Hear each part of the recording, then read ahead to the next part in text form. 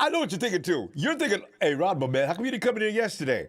See, because people probably thought I was scared, right? I had something to do, but because after Grant led the Jimmy bombs, boy, I did. And people was all over Jimmy. So what I did is I went and reported it over Twitter. Yo, here I am. Let's go. We must have fought.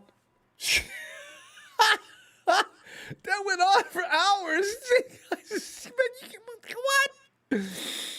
It's cool, you know what I'm saying? Because, boy, I love that stuff, man. I ain't lying. I'll be back over there. Boy, I don't be running from no arguments, boy. Y'all be messing with my boy. Mess with my boy, mess with me. I love to get down on it. And so today's subject matter is, we're going to go right back to that page. 49ers overreactions. Placing quarterbacks under microscope after 4 workouts. Man, come on, man. Give me a break. Hey, but here's the thing, fam. It's fun stuff. And we're going to do it each and every year at this time. It starts right around the draft and goes right into opening day until we finally notice what the truth, the whole truth, and nothing but the truth is, and we knock it off. But meanwhile, we got plenty of fighting to do. Well, we're talking about August 1st. Oh, hell yeah. One of the most stimulating portions of the year with football fans, especially Niners fans, is the final weeks before the new season begins. 2021 will be no exception, of course, with the heightened tensions created by the drafting of Trey Lance, which some people still don't understand. If Jimmy's still here, most likely, especially if you go ask Jay, hey, Jay, can we keep them both? Most likely they plan on using him. Anyway, you know what? Anyway, every snap, every throw, every reception, every miscue or error will be involved in topics concerning the Red Gold Warriors 24 hours and 7 days a week, and you've probably been involved in some. Pretty much, if you're a 49er fan, you're going to be involved in some altercation online or maybe even publicly.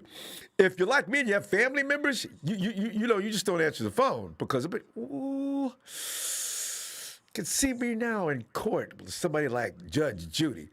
Ronbo, the fact of the matter is, after you knocked your brother out, you went and got a bucket of mule pee and poured it on him. Now, that was probably something that if you wouldn't have done that, maybe I wouldn't have to fine you, you know.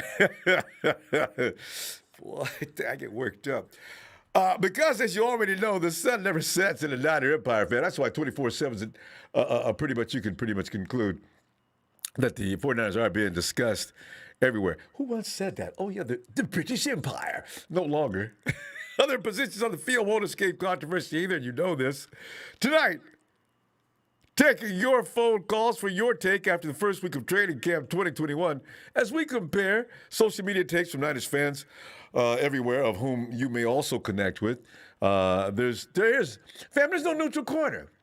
People who like to just sit and observe. No. This is like the mean streets of the hood. You either join a gang and walk down the street and get beat up. That's just the way it is. You can't be by yourself.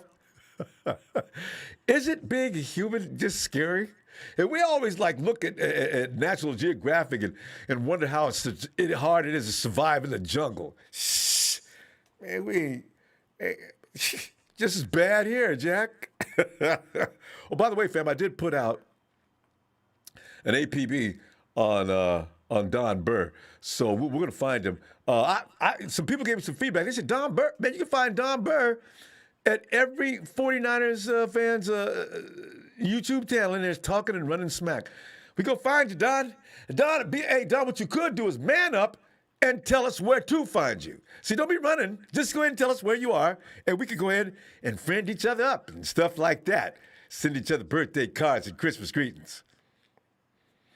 Anyway, fam, the Niners have held 4 practices, and most of us have already concluded how things are going to look when the dust does settle at the end of this month. The Niners are still a couple of days away from putting on full pads for the first time since the end of last season, as you already know.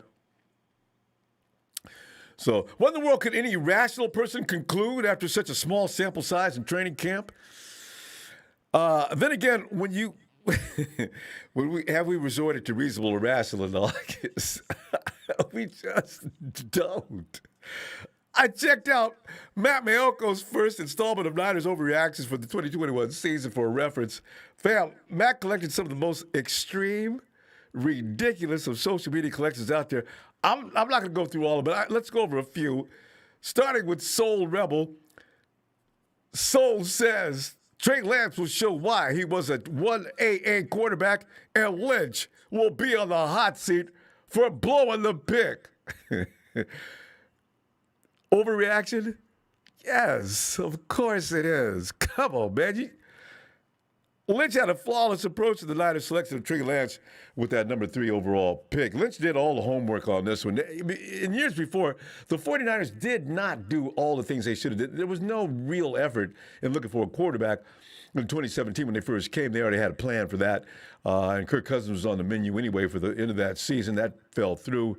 Enter Jimmy G. But anyway, Lynch did all the homework. He communicated multiple times a day with Coach Shanahan. He deferred to Shanahan, who knows exactly what he wants from a quarterback. The dynamic duo both agreed on Lance.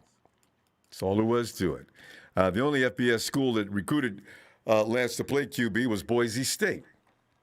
And they entered the picture a little too late in the recruiting process, so that didn't formulate.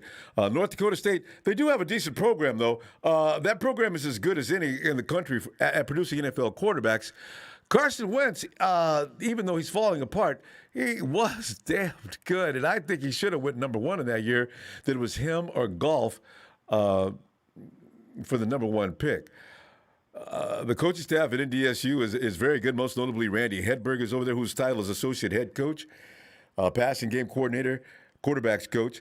But prior to the draft, one longtime NFL scout had this to say to NBC Sports Bay Area, the stuff Lance does in the pocket is so unique. Either everything comes so naturally for him or he has the best coach in college football.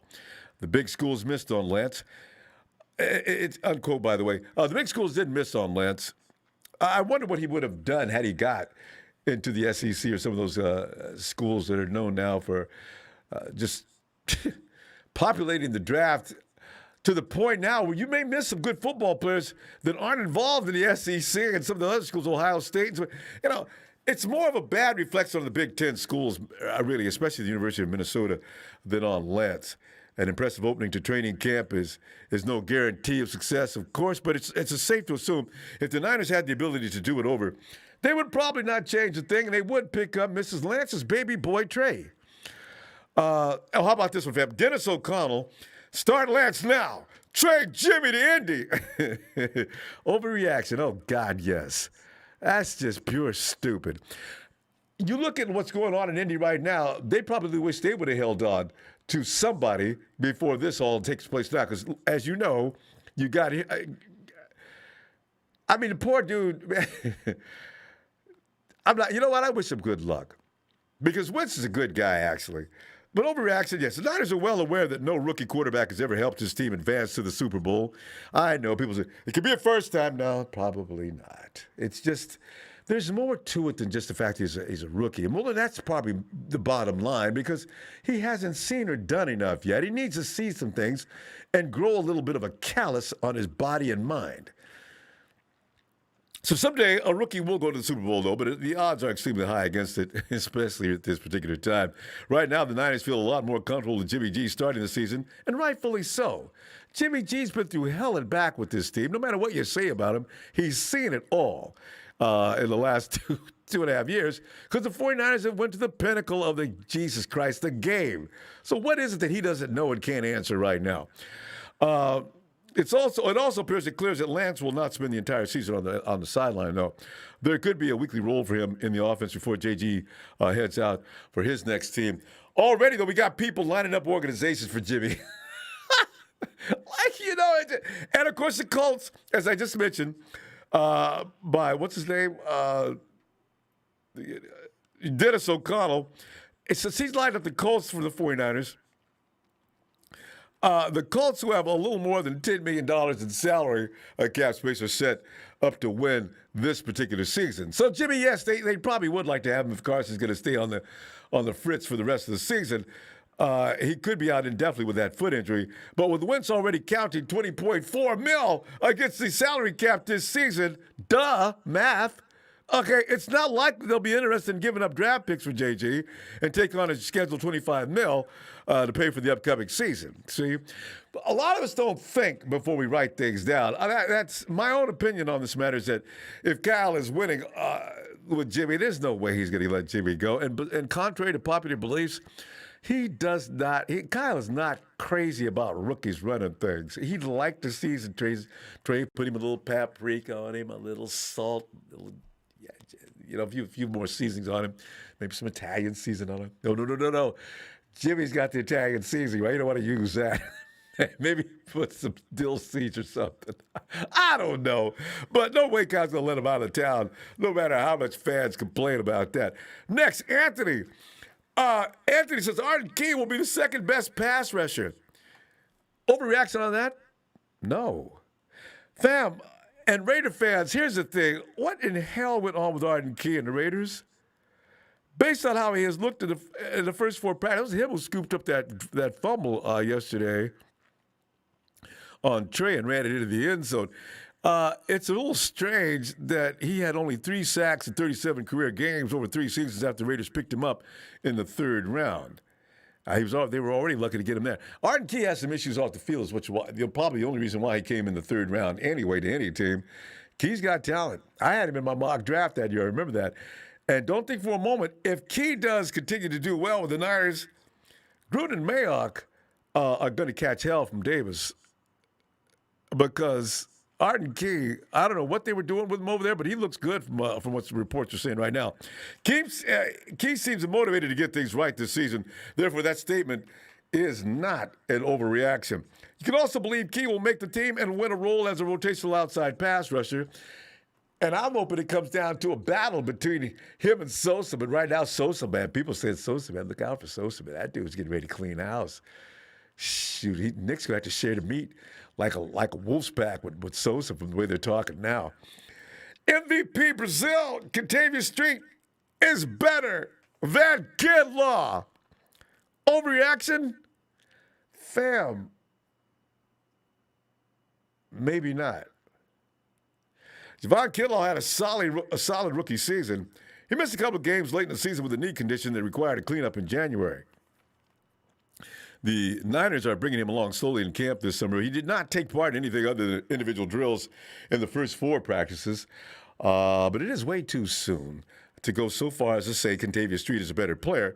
But it's actually understandable to think that way. We already seen what Street could do last year, and he was just about rounding back into Contavia Street shape. As D-Buck used to call him, man, the dude's a baby Hulk. Contavia Street is buck strong. Better than Javon remains to be seen. Street has been a player who has caught everybody's attention with how he participated and finished last season in 2020. Since 2018, it has been a struggle for Big Contavious. Now he appears set to make a big impact, and he could be the biggest competition for Javon, though. I'm trying to think of somebody else. So we got some other guys. You picked up a couple of people from, there's Kerr and there's Hurst. Yeah, we'll see. That's going to be an interesting camp battle. Big Street said, quote, "My mindset is going into each practice is to prove I belong and prove to myself that I am the baddest man on the field." Unquote. Contavious, I wish you would have said, "I'm the baddest man on the street." I would have said, holla. But Street is serious. Scott Hansen, he says, having added weight, Mike McGlinchey is about to have his best season as a 49er. Overreaction? No. Mike McGlinchey added 25 pounds this offseason to handle that bull rush, which is what made, or pretty much added to, the embarrassment of last year. Because when it comes to running behind Mike McGlinchey downfield, there is nobody better, even on the other side of the field. Big Trent, Mike McGlinchey is a road grader. You know, I was going to say that. Road dog. I don't give me WWE, you know what I'm saying? He does not believe he has sacrificed any of his mobility, which has suited him so well in the run game. McGlinchey is entering his 4th NFL season.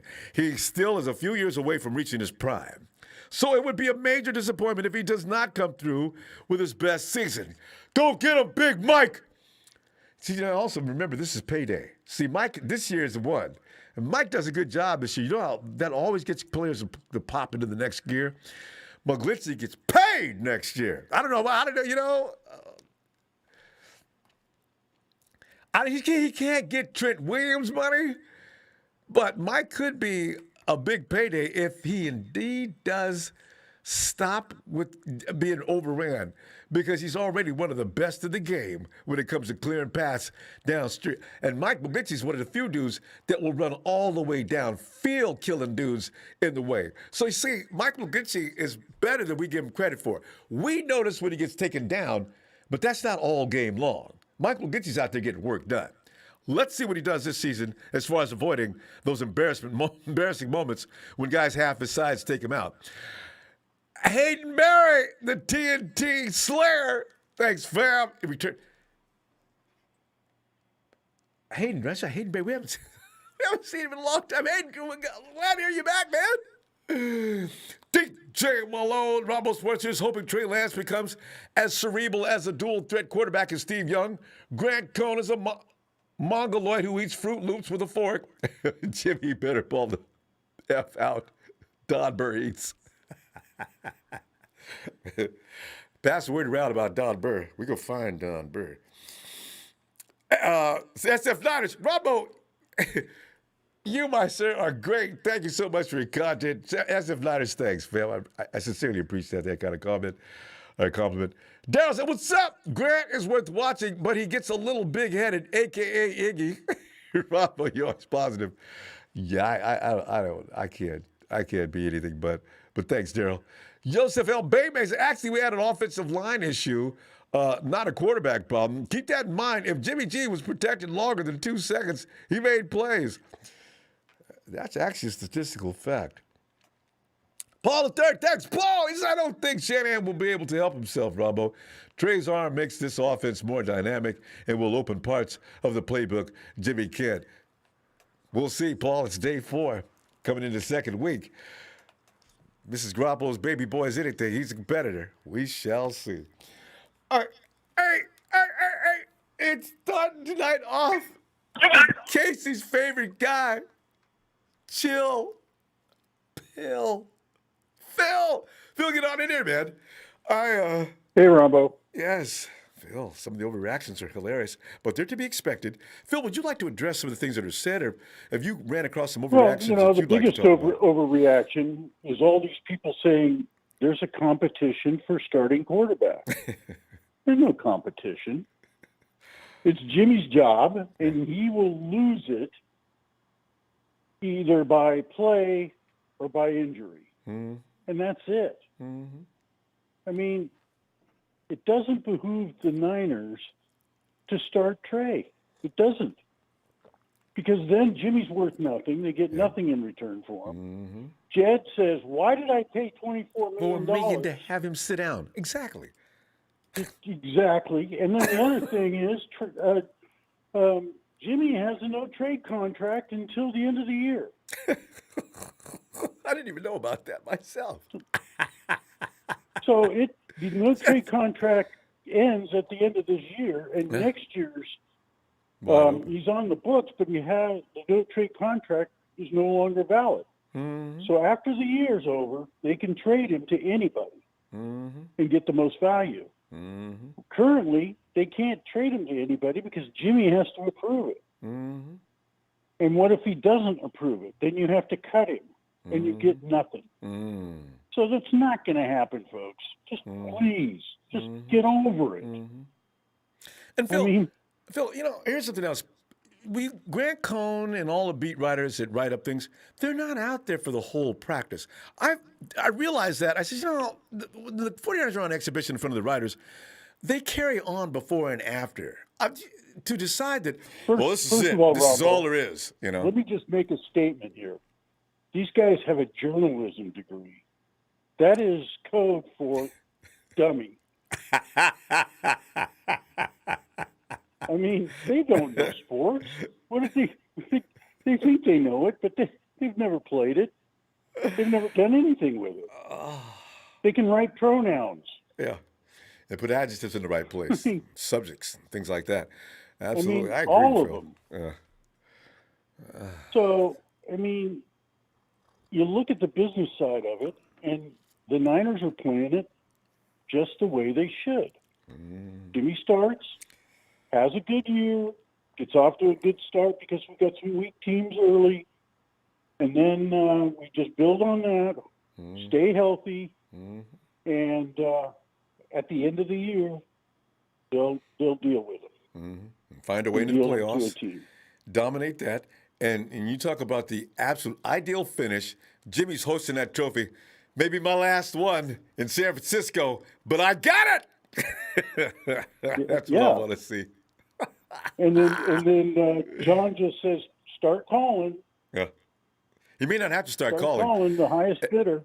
At that point, the calls will be coming in because everybody knows what we're talking about.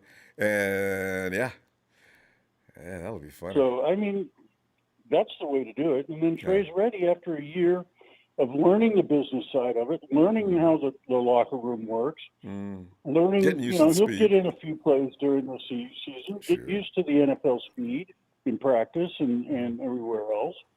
And then when he's ready to go after this year, he steps right in. We don't miss a beat. We've got extra cash because he's got a rookie contract. And we got the draft picks. Maybe we get some draft picks back for Jimmy. Works out well, didn't it? That's the way it needs to work. Well, I love it when a good plan comes together. But, these guys don't know what they're talking about when they say there's a competition. It's just not. It's funny. I was watching Kyle Mack on his interview, and somebody asked him about Trey Lance, and he goes, I work with the first string. I snap to Jimmy. Phil, I'm glad you brought that up. When people are talking about, is Trey working with the first unit or not? No. Okay. No. Well, they rotate like the wideouts and the running backs, but they do not rotate the offensive line, nor do they rotate the defense. So when Jimmy threw an interception to Fred, and Fred took it for the house, and Fred's not playing against Trey. Yeah, and don't forget the other Pro Bowler, Verrett. I said, you know what? I was going to ask about that yesterday. I was going to ask Grant about. Everybody went crazy because Jimmy threw a pick. Everybody went crazy because Jimmy threw a pick. And let me just recall, Fred Warner did a pick six against Aaron Rodgers. I think so. Yeah. And also Jared Goff had the same treatment. So, I don't want. Exactly. Yeah. So Fred Warner is Pro Bowl. Player. He's a great player. He's going to make plays against your own team in practice. It just drives me crazy, Ronbo. Yeah. So, and what's so funny, Phil? Every time I hear, this competition's heating up. Here's the thing, Phil. If you happening. put Trey out there against that defense and he gets eaten up, I wonder what everybody who decided Jimmy stinks so bad. I wonder if they say then, okay, well, maybe we should just wait and let him season up a little bit. I bet you now you get that. Okay, you know what? Or That's he's good. a bust. Or the bust word comes out immediately. Right. Yeah, the bust word. Oh, come on. No, the Niners are playing it right. Be patient. It's going to work out. We're going to win our sixth. Raise the trophy. Yeah. Get our draft picks back. Have Trey for the future. Yeah. And everything is rosy. Oh, God. Oh, those are dreams come true. I feel like Jiminy Cricket. I want to sing "When You Wish Upon a Star." Phil, I was last night. I forgot what year. What other famous player besides yourself played in that year when you were playing college ball? What other player? Yeah, you said you named a player other than your that you played with. I played against Bill Cartwright. Bill Cartwright, yes. He played for Elk Grove, and we played for the state championship, and we got beat because he was a 7-footer that could move, and back then, Bill Cartwright was pretty good. Yes, he So was. Hey, who did Cartwright he go through went the to pros? USF. Who he went Oh yeah, he played for the Knicks? Bulls. He The played Bulls. for That's right. Cartwright was with Mikey. That's right. yep. Woo! Yes. There you So go. yeah, I mean, he was a dominant player, and he was 7 feet Yeah, I know. and was athletic. And not too many guys were coordinated Ask and that big ask the back in those Warriors, days. because the Warriors hated playing against the Bulls. Hey, Phil, always awesome stuff. I can't wait till tomorrow, man. Let's get together and see what's going All on right. at Well, we camp. got pads tomorrow. I'm Wait, looking no, forward to does it start watching. I tomorrow? doubt Bosa plays. Yeah, All pads are right. tomorrow. All right. All right, Phil. Well, Hopefully, knock on wood, no yeah. injuries. And that's Shh. Watch out. Be careful with that word. Don't put it into I'm existence. knocking on wood. Yes. All right. All right, All Phil. right, Great Ronbo. stuff. See you tomorrow. Have a good night. Okay. Bye. Bye, Bill.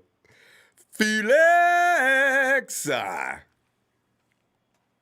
What's going on, man? Felix, man, we're sitting back here and it's overreaction time. We've got 4 days of training in, and people already got players already allocated to where they're going to play, how they're going to play, and well, we got it right to what to expect, everything. But Felix, I went through some quotes that are pretty much representative of everybody.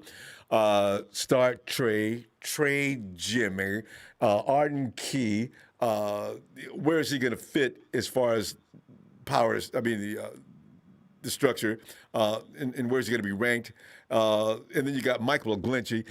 Anything you've ran across, Felix, you can touch upon as well. But Felix, take it away, Felix. Overreactions, reactions as to you. How do you feel, Felix?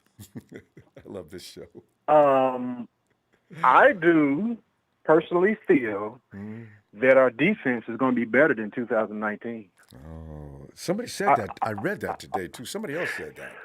You know. Let me tell you why. I'm gonna tell you why. D'Amico Ryan seems like he's a little bit more aggressive. Yes. That's number one. Number two, he made the point. Because Trey Lance had been doing a lot of scrambling, a lot of running. It's preparing them for Russell Wilson, preparing us for Kyler Murray, preparing us for Matt Stafford because he has some wheels on him too. Matt Stafford. But But nothing can prepare us for Kyler Murray. No, I think somebody needs to take a baseball bat for him. But I know what you're saying, though. Yeah. But I feel like because, 2019, I enjoyed seeing our defense more than our offense. And I think our defense is going to be elite again. Oh, and you know what? I'm going to tell you something else, too. Let me tell you somebody who has not been mentioned in camp. I have not heard a whole lot from Eric Armstead. He's had a couple of good days. Of the first 4 days, Eric had multiple sacks. Oh, really? Okay, Yeah. so maybe I missed that. Maybe I missed that. No, Eric is mad as hell. I think he's going to get back to double sack or close in 2019. And I think this time I think our defensive line is going to be so good up front, especially with what's his name, Sosa, and we have Key, and when Bosa comes along, I just think that our defense, we've already locked up Fred Warner, but I think our defense is going to be it's going to be elite. I think it is. Ooh, because how when we have who said that actually? Who says he expects a lot of great things from his defense this year? Absolutely. And I really honestly, I'm so hyped about our defense. And like the last caller said, knock on wood, we don't have any injuries. And of course, when they're able to put pressure up front, that's going to really help out our secondary. But I am so excited about seeing our defense. And I'm going to tell you something. The first time Jimmy Garoppolo has a 3-interception game when he gets hurt, he is not coming back in the game. He is not. People are already planning on them 3 interceptions. I love it. So good luck with that. And if he gets hurt, well, obviously he's not going to come back. I mean, let me ask you this question: Since he's been in the Niners uniform, has he showed us anything different? No, he has not showed us anything. Do you know even in 2019, Garoppolo went a stretch of games without an INT, but nobody noticed? He did. Now, and I'll say this: his best game is when he played against the Saints. That's the best game I've seen him play. that classic game against the Saints. That's the best game I've seen him play. But I just think that. Do you remember the Cardinals took the run game away from us and they went on Jimmy's arm? Do you remember him sweeping the Rams? And he had a lot to do with both of those beatdowns as well. So, it's easy for people who don't like Jimmy to forget everything he did except for that Saints game. No. And I like him. And I like. Don't get me wrong. I like him because he has a winning record when he's playing. We have a winning record, but like with Trey Lance, he takes it to another dimension. He takes it to another level. And you can make that assumption when you're able to run the football. You can make that assumption on what sample size? Just by of course. I don't understand. He only played a couple of games in college, a few games in college, or this, that, and other. But the way when they drafted him, and I know we went back to what Kyle Shanahan said he wanted, particularly as a quarterback, can run, has an arm like Josh Allen, can scramble like, I forgot what other quarterback he said. And it seems like that Trey Lance fits that description, but it'd be foolish for them to put him in unless Jimmy Garoppolo just lays a dozen eggs. It'd be foolish for them to start him. I just think he just needs to sit and just mature. But at the same time, that'd be 2 years in a row he has not played football. So would that be good for him? Because he didn't play last year but one game. And if he sits out the whole season, would that be good for him? So 2 years of not playing football. No. In fact, his worst time is going to be in practice against our defense.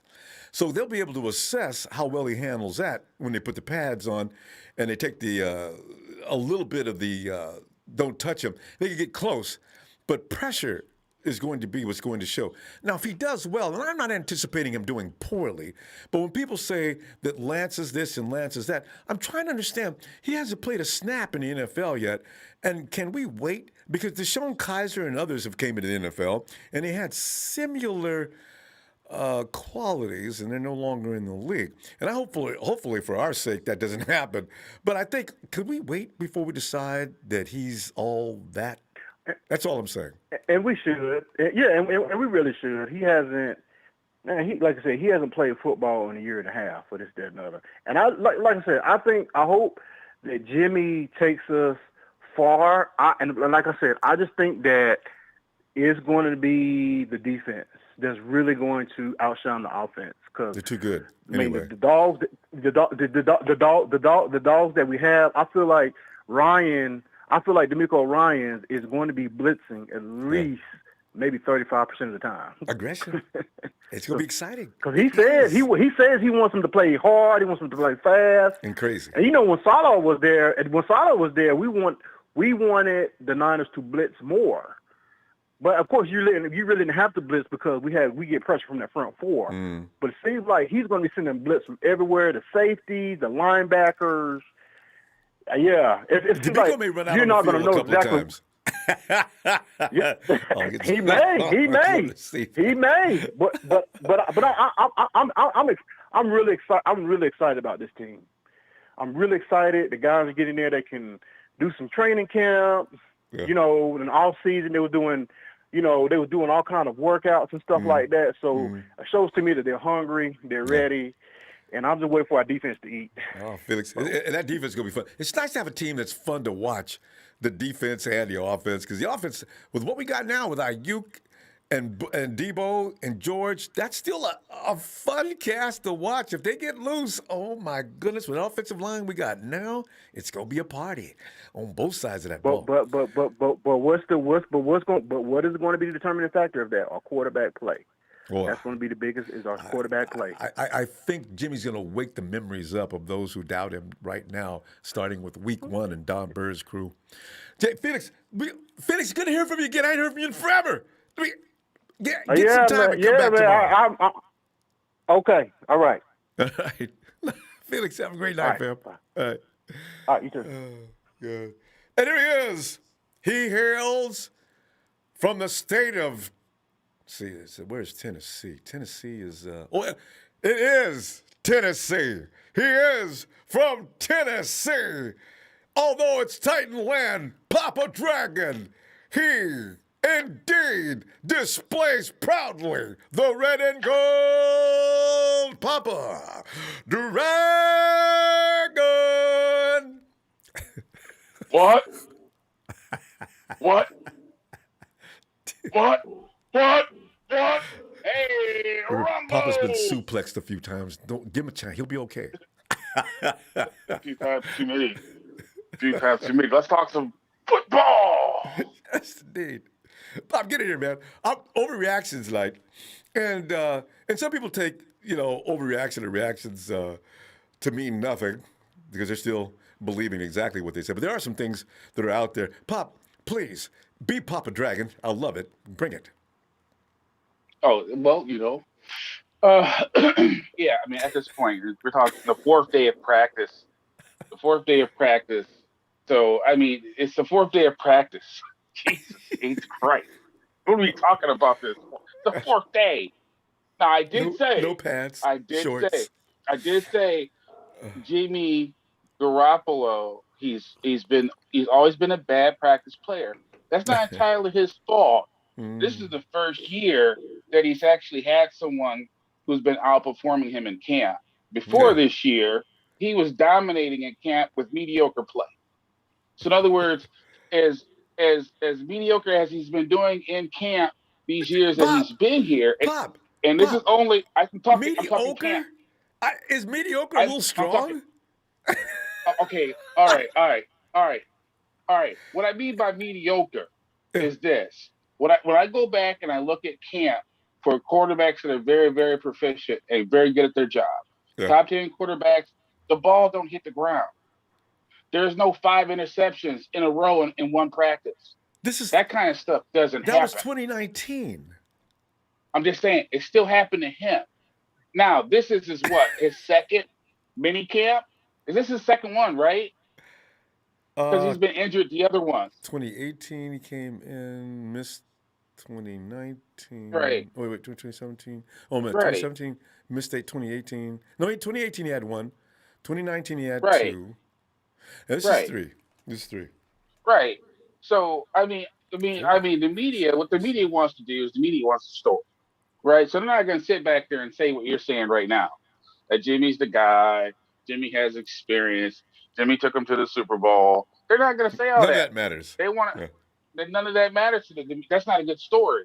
The good story is the young kid who all of a sudden took grasp of his offense and throwing the ball over the field and ran for about 70 yards in his first practice where he was allowed to run. That's where the media discussion is going to be. So it'll play out. It'll play out. Like I said, all I can hope for as a fan is that Jimmy balls out. Because I want Jimmy to be dope. I do. I want him to be dope. I want him to be the best. The best. If you're a fan, if you're a fan, you want your starting quarterback to be dope. Now, if the rookie comes in and beats out the starter, that's even more beautiful because he beat out somebody who was dope. What I don't want is it to be obvious that he's being outplayed by a rookie and he still gets the starting job. That's what I don't want to happen. What I want to happen is I want Jimmy. It's not. I want Jimmy G to throw the deep ball to Debo. I want Jimmy 3 to throw the deep ball to Kittle. I want Jimmy G to throw offside the numbers. I want him to throw over top to the defense. I want Jimmy G to break down some plays off schedule. That's what I want. That ain't never going to happen. It happened it happened last week. It happened last week more than one time. Read, bruh. Read. Now that's fine. I'm just saying that's what I want. I'm not saying it's going to happen. I'm not saying that because I know who he is. Because I can tell you right now, they're trying to trade him during the draft, and they couldn't trade him. So, Bob, where did you get that information from? Where did you get that information? All right. Oh, okay. The number one draft. I mean, the number one pick only. Will we listen to? Is that what you're talking about? Yes. That's out there. Yeah, hey, that probably goes for every player on the team. They said, blow us away unless we get blown away by something. We're not, he's out there, but we're not. All right. Okay. What point I'm trying to make is we weren't blown away, were we? No. We weren't. Not even by the Patriots.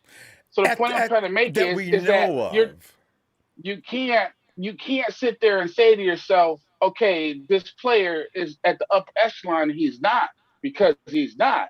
He's sorry as That's hell. the reality. He stinks. No, He's I terrible. never said he was sorry. I never said he was sorry. What I am saying is that he has not recaptured his form when he Gets first got worse. here, was slinging it all across the field, right?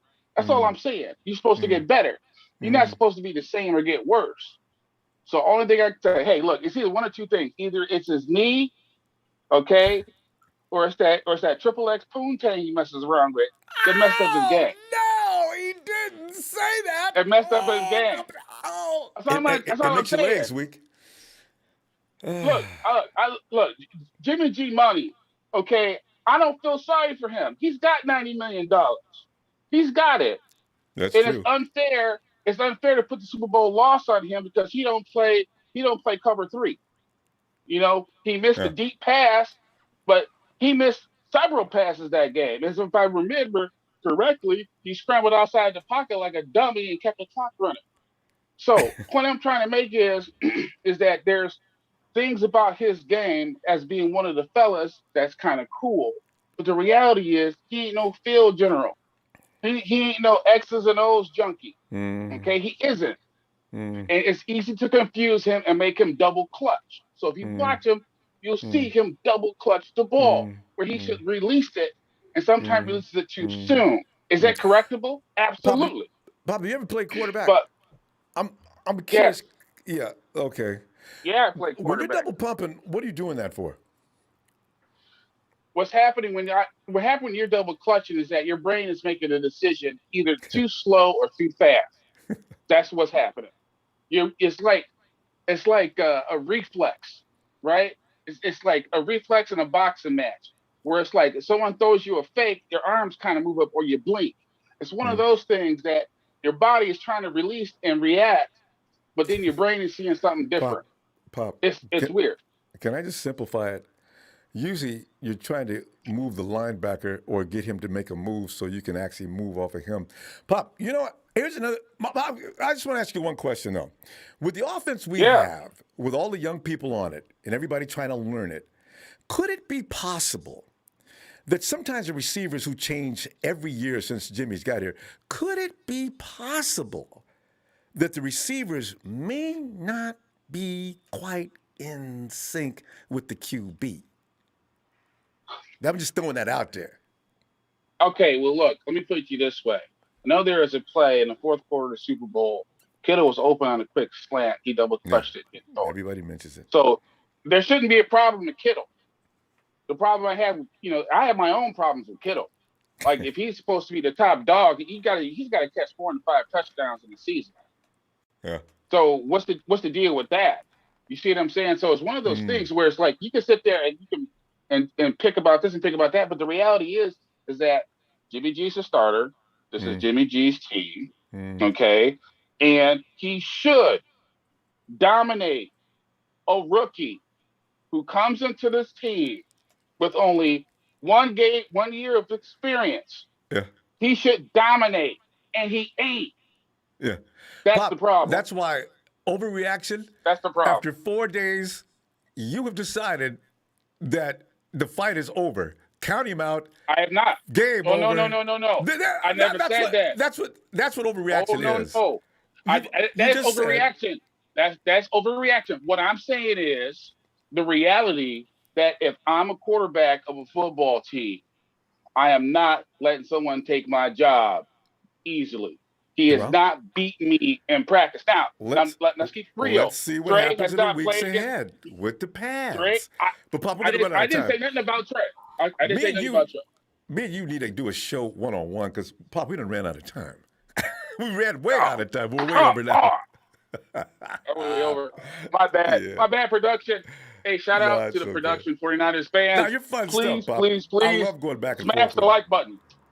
Smash the like button. Hey, you don't realize it, but I'm actually on your side. I'm just trying to counsel you to let you know what's happening in the locker room right now. Pop, that's what's happening in the locker room right now. I know. One of the things I'm very proud about, I'm one of the few people I know that doesn't have a therapist. So please, don't use the word counseling. I'm trying to help you. I'm trying to help you. Help me tomorrow, then. I need more help. I'll help you tomorrow. Okay. I'll help you tomorrow. I'll be looking for you. Dr. Pop. Well, we'll see what happens. Yes, All right. Dr. Pop signing off. All right. Thanks, fam. You got it. Oh. And 49 Brian says, hey, Ronbo, tell Don Burr Barry Sanders can't come out of retirement since that's when Lions were relevant last time. Don Burr, Don, while you're here, please drop us a social media place where we can find you. We'd like to come in and see if we can party it up with you. Such a great guy from Detroit. We don't know anybody from Detroit. We didn't even know that Detroit had fans. And Don Burr, there you are. Hey, Charles.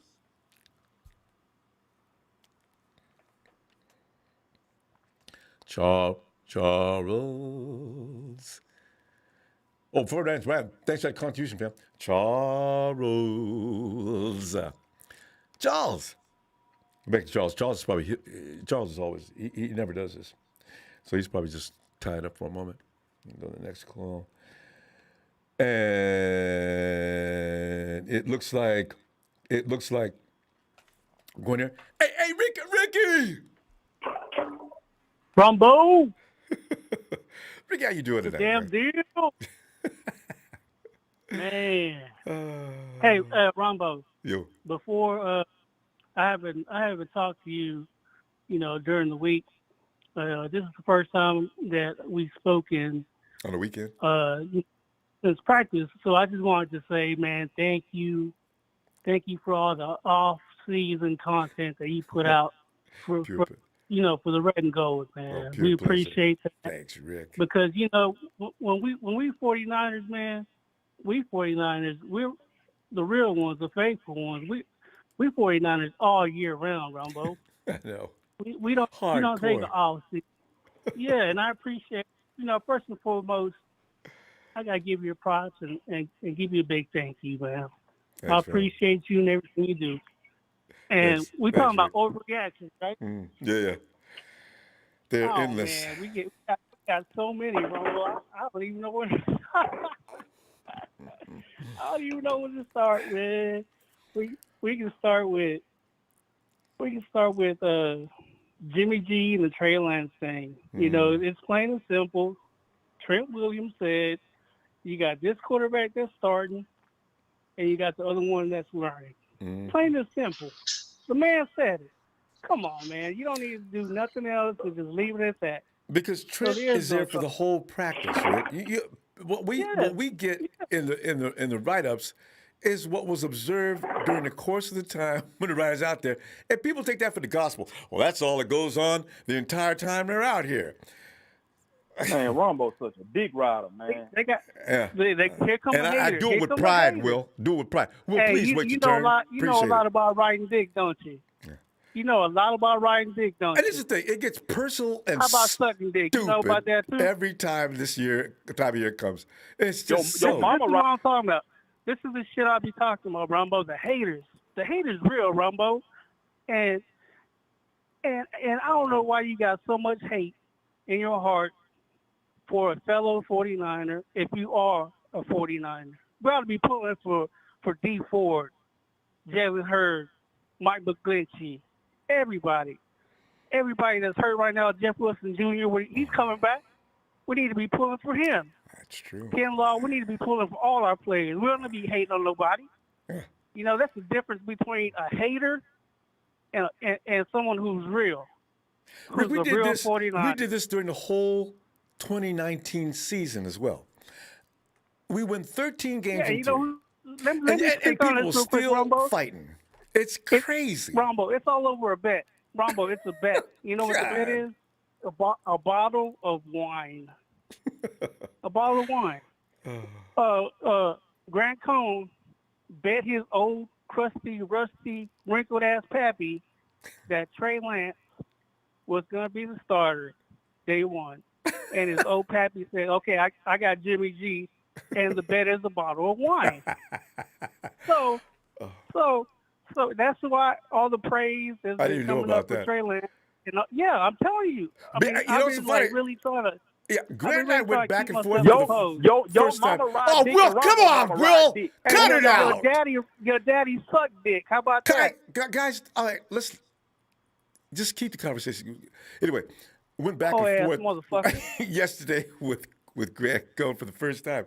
So he is. Yeah, but That must anyway, be the Ronbo, reason yeah, why, because that's he what made it that is. bet. It's a bottle of wine. That's what the bet is. A bottle of wine. And that's why Trey Lance has been pumped up, and that's why Jimmy G has been trashed over a bottle of wine. Have you ever seen that Eddie Murphy movie, Trading Places, Yeah, where the yeah, two old white people bet $1 yeah. to see Right, if this will make it right. or that will. Yeah, At the- that's what it is. That's all. You know what? They're clowning us right by now. He's like, oh, he's clowning all the division. you know it's gonna be He's funny. loving the hate. He's stirring the pot. Yeah. And that's all I got to say about that whole ass Greg Cone and all the Cone ass followers. It's gonna be funny Bottle of though. wine. At that particular game, it's gonna be hilarious to see the repercussions behind that, one way or the other. Okay, maybe if Grant's right, Trey does start, there's going to be noise.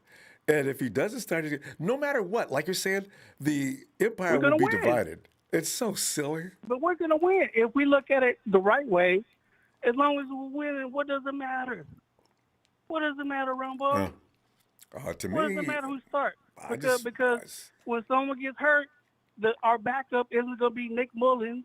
and CJ what's his Beathard. face? CJ Beathard. Yeah, so come on, man. Do we want this sixth ring or not? I've been waiting, Ronbo. And all the hey, you know what they ought to do? We ought to have fan cards. And all the players, all the pro players ought to be able to take your shit when you're a little hating motherfucker. Give me this fan card. You don't deserve to be a 49er fan. Because what they're saying online and on YouTube, they wouldn't say to D4's face. They wouldn't say it to no one else's face. They don't get their ass whooped. Listen, Rick, I got to tell you, though, I give it 1 year after Jimmy leaves. This is not a trend that stops with us. No, Trey makes a mistake. They're going to be hating on Trey Lance. Yes. Yeah, they're going to be hating on Trey Lance. You know what's so funny? Haters, I'm going to be repping Trey they're haters. in 2023. Watch. Because I don't it don't matter like if you're it. a 49er When guys fan or are not. winning, leave him alone. God. Man, a hater's going to hate, Ronbo. Yeah. And that's the definition of a player hater. Someone's going to constantly hate because this man got money, because he's not ugly, and because he's doing better than what you're doing. But he's a part of my team. So I got love for him.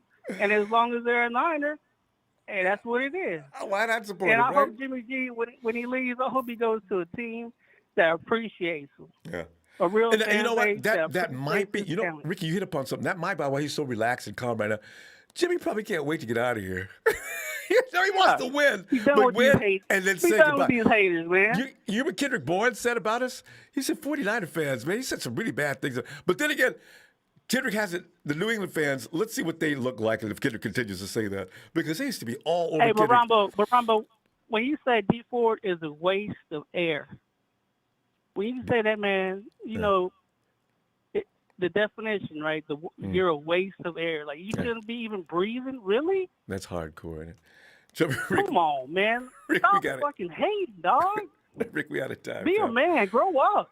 Rick, let me see Hey, but tomorrow, anyway, Ricky. I'll right, step the man. fuck out of Ronbo. you, bitch ass Oh, nigga. come on, You Will. whole ass Will, motherfucker. come You on, ain't about Rick. shit. You ain't gonna do man. shit. Rick, come on, Rick. Whole ass motherfucker. Fuck you. Rick, don't drag My it bad, up. Ronbo. My bad. Okay, let Whole me ass see tomorrow. I'm losing my composure. I know, don't. My bad, Ronbo. Hey, It's everybody, okay. hit them likes. Hit them likes. Hit them likes. You hater, you keep on hating because that's all you're gonna be is a hater. All right, Rick. You might as well be a lion like Don Bird. Rick, let me We see out, tomorrow, man. Ronbo. All right. Have a Later. good night. God. Well, give me a break, man. Seriously. Come on, man. I said this. I've known you long enough. You can behave better than that. Seriously, bruh. Get a grip. Charles. What's going on, Ronbo? Charles, Armageddon again. Pandemonium. Yeah. God. Oh. Well, Anyway, I'm sorry. Charles. Well, I'm sorry. You know, Yeah. if I was on the last call, none of that would happen. So I apologize. No. Some of us do know how to control things. Charles, fam, hey, tonight though, we're just going through the overreactions. Because Charles, we've had 1 week. Maybe next week, whatever we're thinking won't be overreaction. But after 4 days, people have already come up with full conclusions. I mean, it's like, well, Charles, I don't know. What are you looking at as far as reaction, overreactions or good reactions? What are you thinking? Well, I don't take anything into to consideration. It's the first week, and everybody's just trying to get their legs underneath them right now. The people that you can tell the people that came in excellent shape. Debo came in excellent shape. I think, I'm glad Lance, uh, Trey Lance. I'm glad he's here. I'm glad he's doing. He hasn't thrown an interception. That's what I love about him. It seems like in college he did throw an interception. He scored 46 touchdowns and he threw an interception. Never got hurt. And I believe that's the reason why it was a conspiracy. I believe it's a conspiracy to keep him out of from playing in 2020. And But that's another way on another day. Charles, But but you know what? You know what's so funny? Because I remember Tavarius Moore. Nobody knew anything about Tavarius Moore. I do wonder yeah, sometimes whether the 49ers are running a program where they get people to somehow stay out and under the radar. It's interesting. yeah, But Trey yeah. was seen. I understand that. I might understand the Falcons actually were looking at Trey as well. So, Well, so I'm really happy. I'm really happy we got Trey Lance. I hope he gets in and plays. But the one thing that we all know that Jimmy G is going to be Jimmy G. He had a great year in 2019, and I think our schedule. I think he's probably going to have a pretty good year this year. I don't think the league really expects us to do much, and so but we'll true. see. We'll see. But that's what I think. I don't. I'm not putting any attention. I'm not towards the first week. First week, everybody's just trying to. We don't have pads on, and so we're not even doing two. We're not even doing 2-day practices right now. So you really can't chalk it up to anything. But people are gonna say whatever they want to say and make this out to be whatever they want to make it out to be. But I'm not. The rookies are going to be rookies the whole year, so I'm not going to do anything pertaining to the rookies, pertaining to any gameplay right now as it pertains to training camp. And so it's the first. Give me about 3 more weeks, and we can start putting stamp approvals on Right? people. That Yeah, makes sense. I mean, and Charles, it all stems from at least people had Rumble, these preconceived at least the notions second even before they started. preseason game. Yeah, At least the second preseason game. Let's give it at least the second preseason game. We can tell by then, But until then, no, I don't want to agreed. see anything. I'm just happy. I'm just happy that the season is here, Yeah. and that we have 90% of the people on our roster that have taken COVID-19. I'm sure the other guys, the vaccine. I'm sure the other guys are gonna, fall into place at some point in time. We're gonna have a great year. That's how I feel. But I'm just happy that training camp is here. We majority of our players have not been injured yet. Knock on wood. And that's how I feel right now. So I just want to encourage everybody. Hey, just chill. You know, just chill and enjoy the notes that come out from training camp every day, and just keep our fingers crossed to that they, we can stay injury free. That's That's the bottom line, but right there. to be continued. And also, Charles, in 2 or 3 weeks, like you mentioned, the arguments will stop because it will be clear as to who Yeah, is who and who is what. you know? yeah, So that's why this first 4 days and all the brouhaha, the wolf tickets being sold, so, and that bet, anybody betting on game one and who's going to start putting up big stakes, you got to be kidding. How are you going to know that? But Rumble, this is one thing that I don't want to do. If Jimmy G is if he's thinking it up in practice, if he's thinking it up in the preseason, Clearly. let's not waste our time. And let's not waste our time because we know how bad he can be and we know how good he can be. But if he's being Nobody would bad, disagree. let's Go ahead and let's go ahead and make the change. Let's do like Michael Jackson, make that change. You'd have to. Yeah, that's what I say. You'd have to. But That's my all I problem say. is the assumption already is in that you're not going to see anything but god awful football from Jimmy. That's wrong. That is no, that's wrong. That's wrong. But we do first. But Ronbo, we do know that his most efficient passes are the ones across the middle, right up the middle. And so, so linebackers know that and they expect that. Even though you have to, even though they have to cover the tailback coming out of the backfield and they have responsibilities. But they do know that, his most frequent passes are in the middle. I agree that's what we've seen, but I have a feeling that that's by design from Shanahan. Because our receivers, let me just finish this one concept. Our receivers do their best work running those intermediate routes. When you send them deep downfield or outside, we didn't have that kind of talent. George Kittle got away on occasion. Ayuk is one who can do that. We just got Debo, and his best strength was exactly what we just talked about as far as running the ball and running routes across the middle of the field. Now they all want to expand in what they're doing, and maybe that's because Trey Lance said, or maybe Kyle finally said, okay, I think you're ready for that. Let's do it. Because Shanahan is a biatch when it comes to running routes. So if you can't do the deep route or something like that, he doesn't want you doing it. Hey, you know what? You're totally right. And you know what? I'm gonna give Jimmy G more credit than people have been giving him. Jimmy G, he's proven that he can fit the ball in tight spaces. He missed the one at the end of the game that he threw to the wide receiver. What was his name? What game? In the Super Bowl. Jesus. We've talked about it a million times, but I forget the wide receiver's name.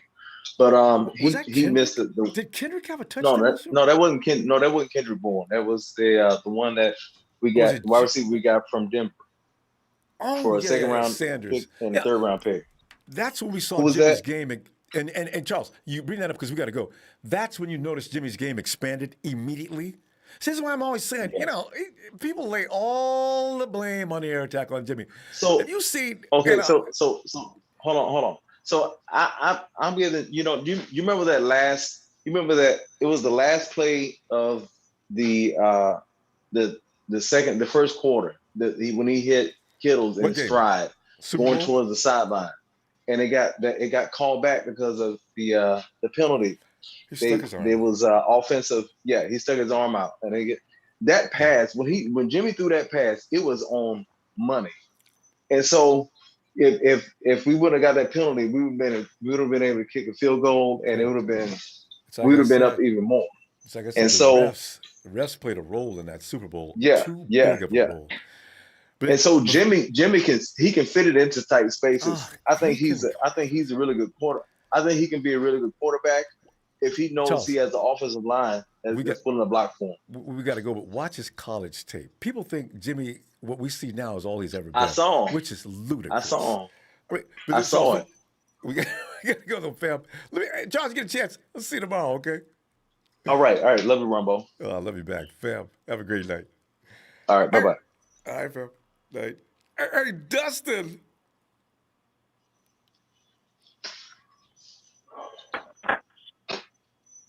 Hey, can you go to the next caller real quick? We can do that. All right. And it's Emilio. I don't know what I'm going to do this, Emilio. I'm going to try to drink water at the same time. Emilio! Does this remind you of the days of old? Hollering and screaming and rude, getting stupid. That was funny. That was a little different. I don't know what they had going on. You telling a man to suck another man's cock, that's just, that's, to I me, that's a know. little. That's just. I don't want to, And the thing about, I've been knowing Will for how long, and he go come at me like that. That's just so strange. So that's Hey, fine. I know when I came at you, it was more on the you don't know what quarterback is, what a quarterback is, and that was different. That one came at you different. Yeah. I'm not going to tell you to do that. That's hella disrespectful. It's like calling your wife a B-word, but it's kind of getting I mean, what's up with that? There ought to be boundaries for it, but no, we don't have none. That's cool. That's fine. Now we understand each other. It's cool. All right. Anyway, reactions, overreactions. Have you seen any that you might want to point out? I mean, obviously the one between Trey and Jimmy is going to continue for weeks until we finally get into the season, because people already assume that Jimmy's going to just look like yuck, and then Trey is going to do nothing but star and glow and walk around, and when he smiles, there's going to be a ding. On some TV shows or movies, that glimmer off the teeth. I mean, that's fine. I'm not rooting against him, but I'm saying, my God, why does it have to be like one guy says, you don't have to just love one to hate one to love the others. Man, it's not gonna do. Me and you already had this conversation. This is the old Gabbard and Kaepernick argument we used to have, talking about which one's better, which one should be playing, one shouldn't be playing. Bottom line is, of course, we know, like we've been all something we all know on here, and everybody as a 49er knows, Trey is the future. It doesn't matter what happens. No, man, but as of now, what are we fighting for this year? What we all need is, and a few others said, Jimmy to succeed. We need that man to succeed. We want that man to succeed, because if he does, it's gonna be a payout for us. Maybe he does good enough. He goes to the Super Bowl, becomes MVP, and we get another one draft pick for the guy. Double playoff, Emilio. Super Bowl and picks. I get what I understand. Everybody wants the shiny new, brand new Lamborghini. Go out there and, hey, let's go. Let's win some games. I get it. I'm all with it. I'm not saying I'm against it, but we as all 49ers, we all have to be on the same page and agree Jimmy the ball out. He falls out, and we get a major payout. Of course, like I said, we don't want Trey to sit down a whole year, but if it's to get a payout out of Jimmy, get a number one draft pick, or get some draft pick back in the draft, or get something for Jimmy. Get them all back. It benefits the team. It benefits Jimmy. It benefits us. It benefits Jimmy. Jimmy still gets paid going wherever he goes. We get compensated for Jimmy, and then we can pick up some more new trophy, more that shiny trophy in the cabinet, Emilio. Yeah. So we get more players once he leaves, or more draft picks or whatever it may be, and then Trey starts. Like I said, I would like to see Trey start. Who wouldn't? But we have Jimmy there. Not like I say, Jimmy has his moments, but you can honestly say this guy is not actually crap. We've all seen that we can win with Jimmy. Of course, there's things he can't do that Trey maybe can do, but it's just you need Jimmy to shine. You need this guy to try to ball out. And I know 2 interceptions. Oh my, they're pulling out proportion. Like 2 years ago, oh my God, 5 interceptions. What's the difference? You keep blaming on it, but then why don't you look at it? Maybe our defense is good. Defense may be better than it was. No, don't do that, Emilio. Don't confuse anybody with things that make sense now. Come on now. The defense sucks. Well, Jimmy's just that bad. Fred Warner, Pro Bowler. No, never mind. Don't you make no mistake. Jason Verrett you gotta really realize bowler. If it's common sense, man. Come on now. You got to realize we have future as of now one Pro Bowler on the team between Warner and whoever other than Nick Bosa. I mean he did well. Yeah, wasn't Bosa Pro Bowler his rookie year or no? Well, he should have been, but he's Rookie of the Year.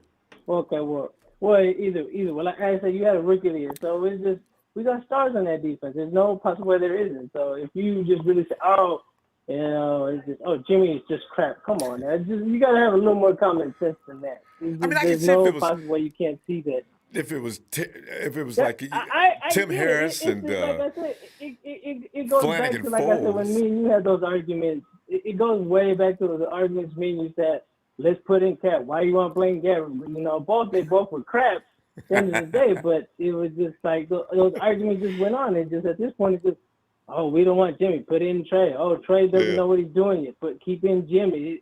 It's the same argument. It doesn't really change. But the difference is between, well, actually, yeah, it was actually kind of the same thing there. Kaepernick went to the Super Bowl. Jimmy's been to the Super Bowl. What's Gabbard ever done? You know, Trey hasn't played over a year. So you got to look at all that stuff. So it's just, come on. I mean, So it's too many similarities between the previous two to the two quarterbacks we have now. And, he let did him play it this, out. he did that, he can't do this. That's what I'm saying. Let him play it out, and that will be the determining factor. Us arguing and screaming at each other, ain't gonna make nobody cares about that. Man. They're gonna go out there and do what they do. To me, like I said, I want to keep Jim in there. Let him ball out. Let's go to Super Bowl. If he comes MVP, hey, we can trade the man, get something for him, maybe a number one draft pick, maybe two number one draft picks for the man. I'm all for it. That's what I want. I want that man to succeed so we can get something out of him. And then the following year, let Trey run loose, let him throw the ball, do whatever, and he has more new players on the team with him. So, Yeah. you know, that's just me. Well, no, it makes sense. I mean, you know, this is like condemn Jimmy early, and it's just comedy. Hey, but listen, you know, we see you tomorrow. All right. Yeah, if I get a chance, yeah, come on, if I get a chance. You know, I'll be looking for you. All right, fam. All righty. Night, Now you have a good night. You too. Well, it's a big show. It's a big show on tonight. Yo, show.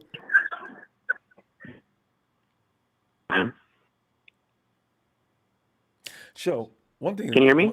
Yeah. See, one thing that's nice, show. Okay.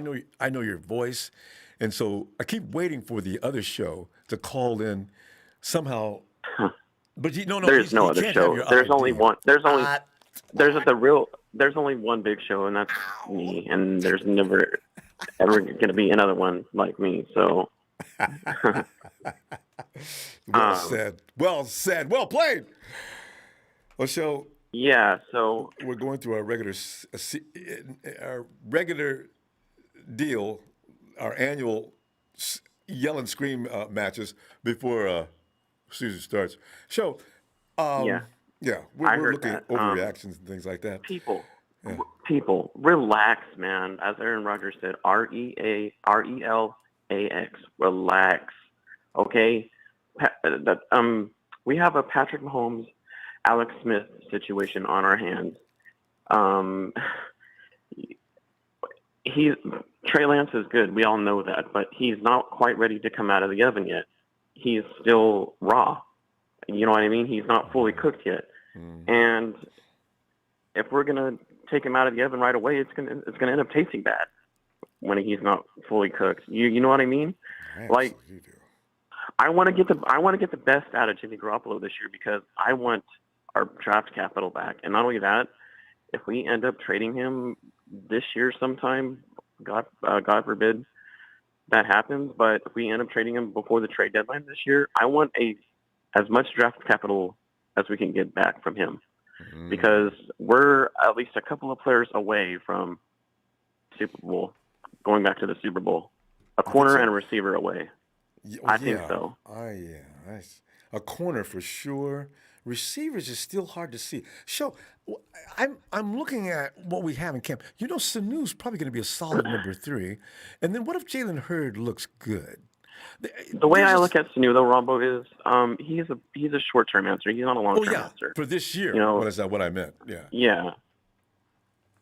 But yeah, I know what you mean.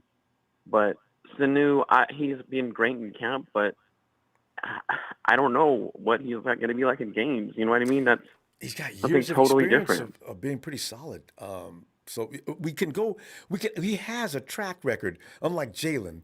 Unlike a lot of rookies that have never. We don't know what they're going to do, how they're going to react to the NFL. They may get they may get like played like little girls. You know what I mean? It's like they get beat up Yeah. out there and they come crying back to the sideline because they look like all that before they went on the field.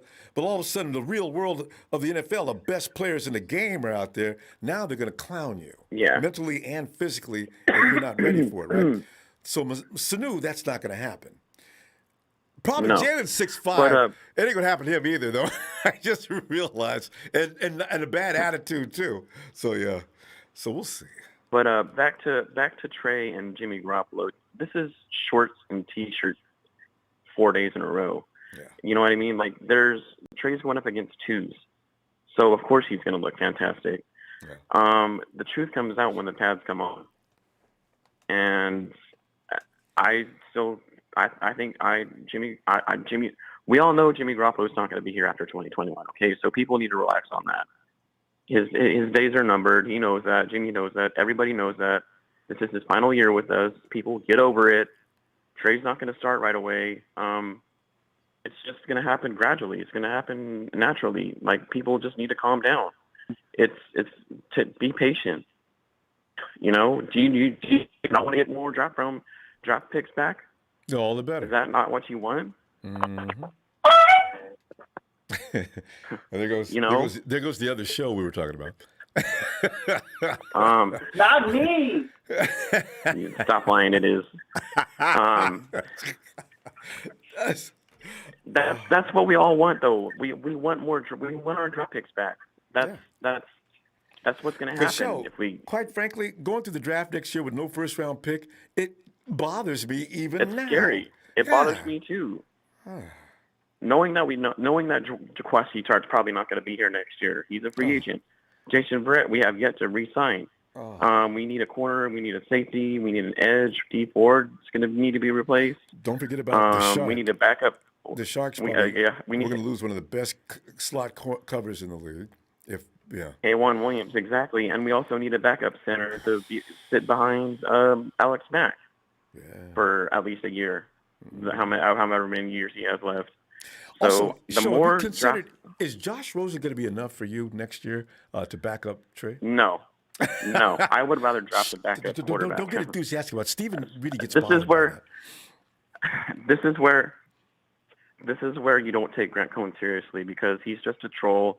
He's a rabble-rouser, and that's what he gets paid to do. The people you need to look out for when it comes to covering the 49ers are Peter King and Matt Miyoko. They're the ones who are the veterans that needed to take seriously and need to listen to. So don't pay any attention to Grant Cohn. He's just an entertainer, a rabble-rouser, and just is there for likes and clicks and money.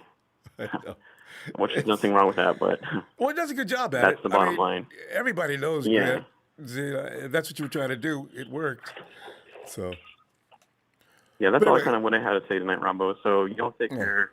Have a great night, and shout out to the TNT family. And everyone relax. Let it happen naturally. Let it happen naturally. Jimmy's gone, people. He's gone. Okay, in our minds, he's gone. He's just here auditioning for his next team. Well, people want that's all he's here for. People want him gone now. So don't wait. No, now. That's not going to happen. That's not going to happen. Oh. All right, take care, all y'all. Shout out to the TNT fam. All right. Have a good night, fam. All right. Oh, God. Let's be Ham. Ronbo. I mean, I see the name. I ain't talked to Ham in like forever. Man, what's going on with you, man? You in the track? I've been keeping up with you, Ronbo. I just ain't been on. I just been sitting back listening to everybody else do all they talking. Oh, it was civilized here, actually, to some degree, up until today, and all hell broke loose suddenly. So yeah, that's what made me chime in. That's really what made me chime in, man. The cat that I don't know, was it 2 people on or something? Yeah. Was somebody interfering? Hey, man, listen, man. We all 49er fans, man. And unless it was somebody else coming in from out of the room, I don't even understand what all the fuss is about. You feel me? Ronbo, it's like this right here, man. I told you the beginning of the draft what I felt about Trey Lance. We got him. Mm-hmm. Okay. So the thing that's killing me is how everybody was all Jimmy G when he first came in. He won them 5 games. Oh man, it was the best thing since sliced bread. Mm. We knew he had an injury history. Mm. The man took us to the Super Bowl. I'm trying to understand, what is people complaining about, man? Hey, I hadn't even been keeping up with what the team is doing right now, because right now it's just garbage time. It's just training camp, you know. But I don't know if he's doing good, if Trey is outshining him. Hey, if he's throwing bingos or picks or whatever someone want to call it, whatever he is doing, Ronbo, the year we went to the Super Bowl, Set a new record. wasn't a lot of people. Yeah, wasn't a lot of people talking about Jimmy G because he threw 5 picks in practice. Every day, B-Ham. You know what I'm saying? Day they talked So, about that. I'm trying to understand, man. This is we're not even in a game. We don't even know who he's gonna be throwing to. So I mean, this is just practice. Hey, Rumbo, me and you out here, we throwing the ball around. We trying to get it figured out right now. Why is people complaining? They don't believe in practice. And B-Ham, they don't think the defense is we're worth not a even damn. the professionals. You know? Listen, hey, no, I think the defense is worth a damn. Listen, Well, see, that's what I'm saying. Rumbo. If they pick Jimmy off, it means that they're damned good. Why is it that we got to shoot the hate over to Jimmy? You know? One thing I know about, man, Jimmy, when he first came, them first 5 games, man, Jimmy would stand there and take a lick and deliver the ball accurately. Yeah, he was good at that. You feel me? Yeah. We haven't had a true number 1 wide receiver since the man been on the team. We haven't had a good passing offensive line that can stand there and protect him while he make his throws. So I'm saying, man, we complaining, we beating a dead horse in the head. You feel me? Hey. And I don't know what you do for a living, Rumbo, but I'm a truck driver.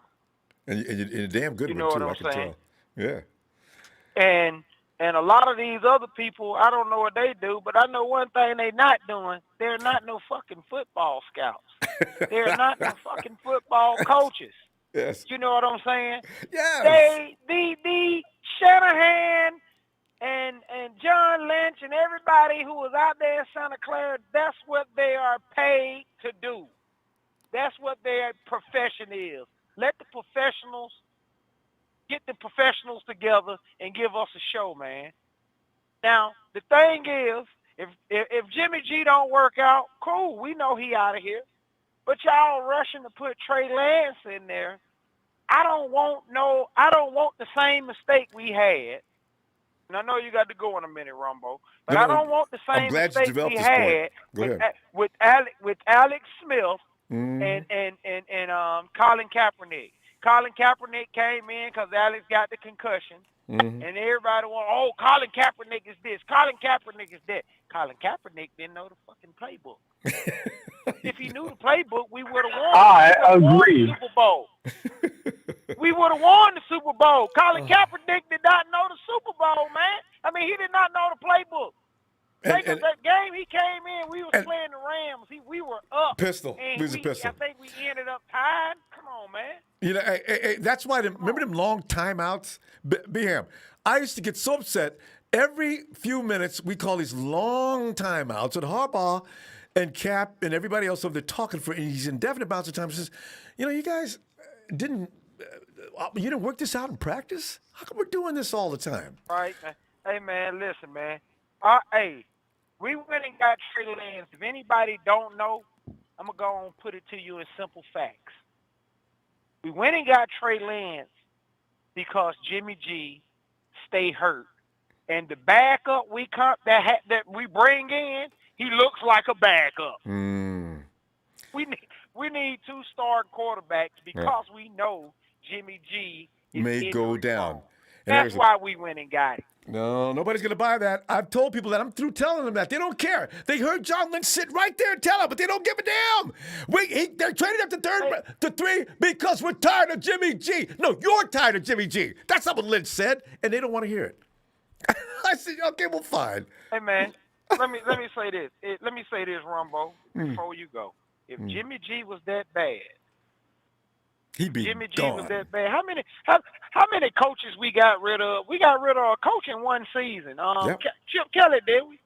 So what the hell makes these folks think that we won't go out here and get rid of Jimmy G if he is that bad? The man got winning. He has winning percentage. Look at his games won and his games lost. Come on, man. No. Night, you cannot do that, Ronbo, B-Ham. You can't do that because now you bring that other crowd in. The only reason Jimmy G wins is because of his run game, his defense, the coach, the concession stand, the people out in the parking lot, the beer, the hot dogs. He has nothing to do with any winning. So he don't throw no passes. Never. Is that what we saying? And when he does, it's an INT. Yes, he sucks. I'm gonna say it like this, Ronbo. Either way it go, whether they want to give him credit, even if they want to give it to Raheem Mostert and everybody else thought they running the ball, guess what? Still got to hand it off, don't you? Oh, at least. At least. God. Still got to hand it off, man. B-Ham, touch the ball every time, man. I'm making this prediction right now. Within 2 years, we will be having the same nasty conversation about Trey. And you know what I'm going to do? I'm going to jump on his side and I'm going to take the same position I'm taking right now. I'm going to jump in anybody's face that want to fight. Bring it. I'll double down on that bet. I'm going to tell you this, though. I'll take you up on that bet. Get ready for it. You'll get it, too. Ronbo. I'm going to tell you this, too, Ronbo. Hold on, Ronbo. When we get ready to have that Let's argument, make the bet now. Another argument we going to have is Kyle Shanahan don't know how to pick quarterbacks. He didn't pick the fucking quarterback that everybody wanted. So I don't want to hear shit when somebody say the man can't pick a quarterback. He got the fuck who everybody wanted. Except for me, because I didn't want him. I would have rather had Justin Fields. I mean, he's not wrong. He's not wrong. Trey Lance is the man. Stop playing. But let me see tomorrow so I can get to these folks. If he don't deliver a Super Bowl, he is not the man. Enjoy your night, Ronbo. And he go get talked about. That's what we do. All right, fam. Have a great night. That's what we do. All right. Oh God. Hey, Dustin. What's up, man? Dustin, it's that August. Hey, you know that's going to be the way to define this every year when we go through all this. It's August. Yeah, man. Tensions is high. People want. People want what they want. A lot of times too. A lot of people make predictions and things like that. It's kind of embarrassing if what you said weeks ago or months ago doesn't happen.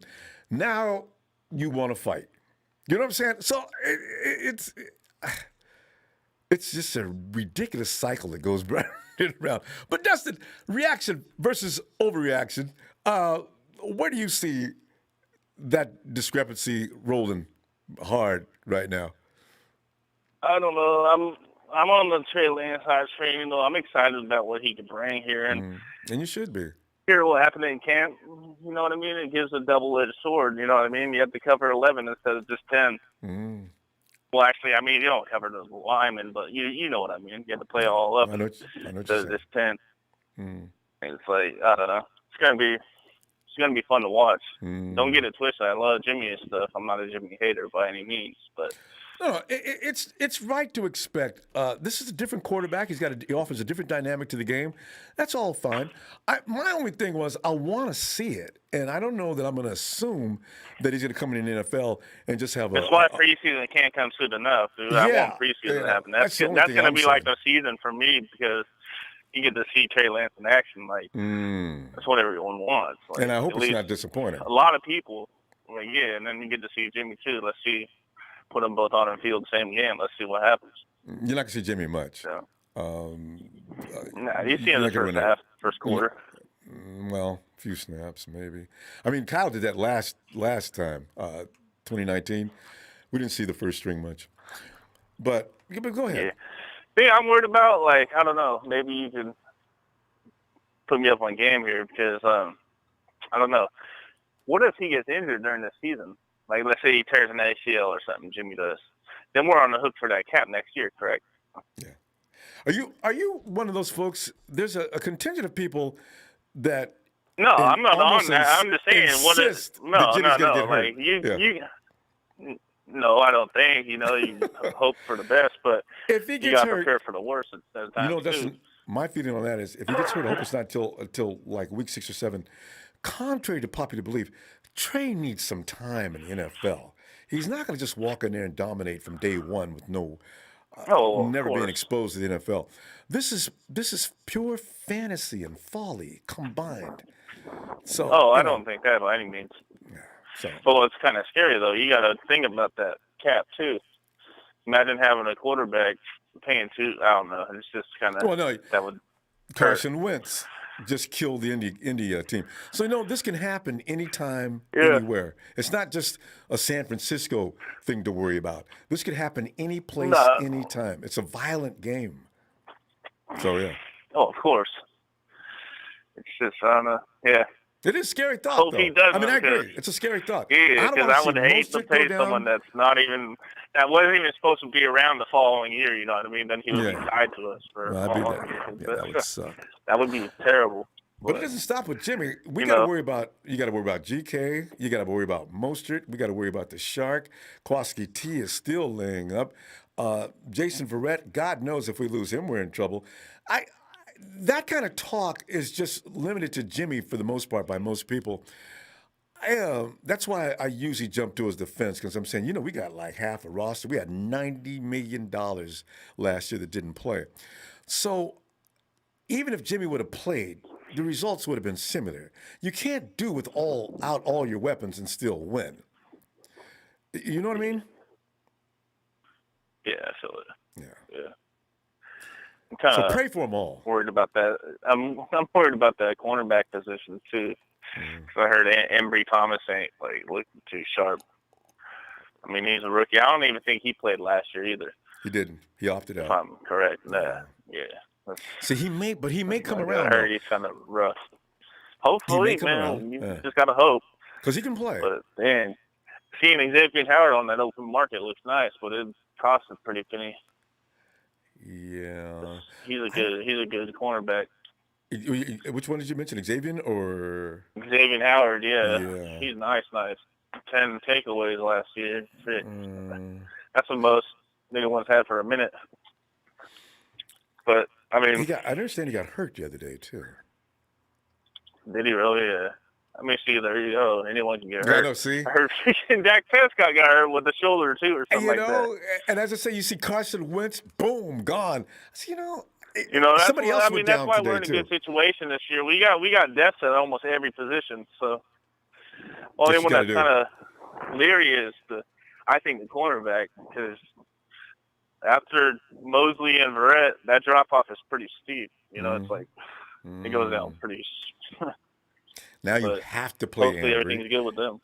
And Or, I mean, I'm probably looking at Lenore's going, I mean, hearing it, I haven't seen nothing, but I would put Lenore in over him. But Lenore's, I mean, he ain't got that top speed that Ambry's got. Yeah, see, that's and that in the NFL that'll kill him.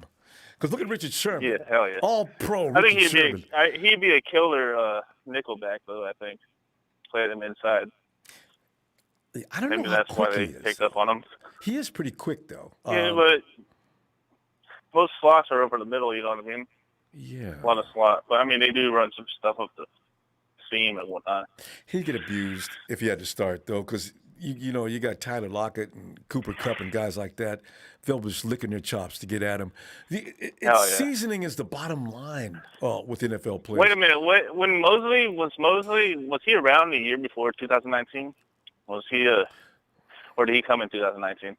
Yeah, you know what? Mosley came in 17. 2018, right? He was 17? He was so injured. he was around a couple of years before. No, he was injured in 18, I think. And But he was in the NFL prior to 2019, is what I'm saying. Yeah, So he had a couple some years to start or not. Yeah. Yeah, that's what I was. Well, I don't know. Mosley should be good this year. It's here, man. I can't wait for the preseason to happen. It's like every day you just wait for them reports. Mm-hmm. You know what I mean? And you know what?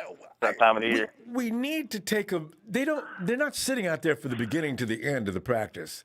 So they don't, they come back with this, and this. And I know. I listen to Grant's stuff because he talks about the most wide range of stuff. Like when he brings up the stuff that's good, not so good. Yeah. I mean, I try to look at it all, but I don't know. Grant's a good person. I do agree with dude. He's a clickbaiter for sure. We gotta go though. I like the dude, but I'm not against him. No, he's entertaining. For sure. Absolutely, he is definitely entertaining because he brings that emotion out of you. But anyway, let me see tomorrow if you get a chance. Since you're back, I'm seeing you all the time. All right, have a great night, man. Yeah. All right, take care, man. You Peace. too. Peace. And Steven Hernandez. Hey, Ronbo, I ain't disagreeing. We did the same to Garcia the way we didn't to Jimmy. That's why I know if Trey comes in and has any struggles, whoever's on the bench, all right, that's it. Get him out of here. He's a bust. And here we go. Rebel D. Hey, Jimmy only wins because of the beer jokes. Did you call me Ronbo or am I back? No, who is this? Was that Steven? Steven. Steven, we were just talking about you. Yeah. Come on in, Steven. I talked about you today on Twitter, too. Yeah. Because you become the man who's carrying the torch for your guy. Yeah. And Josh. And okay. And by the way, Steven, I thought it was you on Twitter. I said, Steven, is that you? No. Okay, so I deactivated the app I think maybe about a year and a half ago because it got really hectic for political reasons. Oh yeah. I could get crazy about that. And they get real crazy on that. Stockton is a hot pot for that. Steven, you got a lot of feed coming into your mic. Oh, are you in a place where you can escape I'm sorry. Or turn that down? Yeah, I can go ahead and skip that. Okay. I'm sorry, we're at the drive-thru. My apologies. That's okay. You hear me now? I can hear you great. Yeah. Go ahead. Okay, so I deactivated my Twitter for political reasons. I'm not going to get into it, but let's just say I swing a little left. My thing is, though, we treat Jimmy G like we did Garcia when Terrell Owens and what's his name? That dude's name, Brian, I think his name? I'm trying to remember. Now, the name is right there in my, But anyway, yeah, I know what you're talking about, though. We treat Jimmy the same way, and I don't see us treating Trey Lance the same way anytime soon. Well, no, I see us treating Trey Lance the same way the moment he starts losing. The team starts losing. We are the equivalent. Let me tell you this, Ronbo. We are the fan base is the equivalent of the LA Dodgers fan base. No, wait. The moment Steven, a pitcher starts losing, the Dodgers are the worst The moment fans. the pitcher starts losing, that's when we start hating on him. Yeah. And I hate to make that analogy, but there's no other fan base that does that more than the San Francisco 49ers. Believe it or not, I'm a ride or die 49er fan. If my QB sucks, so what? He sucks maybe one game, maybe one season. Everyone has an off time. The thing is, the NFL, every coach and every team is evolving. Everyone's learning the playbook. They recognize the patterns. It's always time to switch it up. I'm not going to hate on Jimmy G because he gets injured. That happens, especially in a physical contact sport like that. Especially with the way he got injured, the alligator role that was given to him, I'm not going to hate him for it. It happens. It happens. Like the two callers before said, when I chimed in, I said, he was no cap about it. A lot of people don't play football. That happens, though. When you get injured, it's not because you want to get injured. It's because it happens. Because the other team wants to take you out because you're doing too damn good. What's a way to take out the QB that's throwing 70 yards per game against us? Let's take him out. Let's hurt him. Let's do one way. Even if it costs us a flag, let's do it. And that's the way you got to think. You got to think. It's the worst way possible, but you got to think like a monster. Hey, some coaches condone that. Exactly. Yeah. Hey, so I'm not David, against Jimmy G. Another good example. I just want to add to that. Buda Baker. Why is it that every time him and George play, Buddha with them dirty hits and everything else, and then whose fault is it? Thank you. It's Jimmy's fault. I said, oh, man, give me a right? break. Oh, it's Jimmy's fault that George Kittle got injured. No, not Buddha Baker, who's chop blocking or, hitting below the knee. Like, come on, man. Honestly, really think about it, 49ers. Come on. It's not Jimmy G's fault. Yeah, he throws the ball, and he'll throw a couple of interceptions here and there, but that's because he needs to evolve, and the defense is evolving for him. They're figuring out what his patterns are. You can't hate on a man for throwing what he knows to do. Like, if you know the playbook, and so does he threw interception. He threw 2 interceptions in training camp, Rumble. You don't think that the defense already knew that playbook? They've been knowing Jimmy for years. Years! Exactly. They're on his same fucking team. Come on, guys. Really? Like, you're not going to tell me you're not going to realize the patterns of the person, like, that sleeps next to you? Come on. Like I said, and I'm going to say it again, Jimmy G is not a bad QB. Yeah, he's not mobile like Trey Lance, but he's a damn good stationary QB in the pocket when we need him. The passes he threw, and I'm going to go ahead and double back on the 2019 Super Bowl against the Chiefs. I'm going to double back on that. Yeah, he didn't perform well. He looked like he didn't perform well, but every receiver in that lineup, including the defense, let's go ahead and throw in the defense too, gave up that fourth quarter. If we would have put Deebo Samuel instead of Emmanuel Sanders, we would have had that touchdown. If George Kittle would have gotten that down past the half marker, we would have been golden. We would have been in a good position. But I'm tired of hearing people blame Jimmy G. I'm tired of Grant Cohn. Sounds like a whole bunch of excuses to me. Steven, well, that's not your turn, so just hold up, and we'll let you give the excuses. No, there ain't no excuses when there's proof, my guy. There ain't no excuses when there's proof. Here's the thing. Hey, cut him off, whoever that is. God damn it, guys. No, Ronbo, let him come in. Let him come in. I want him to come in.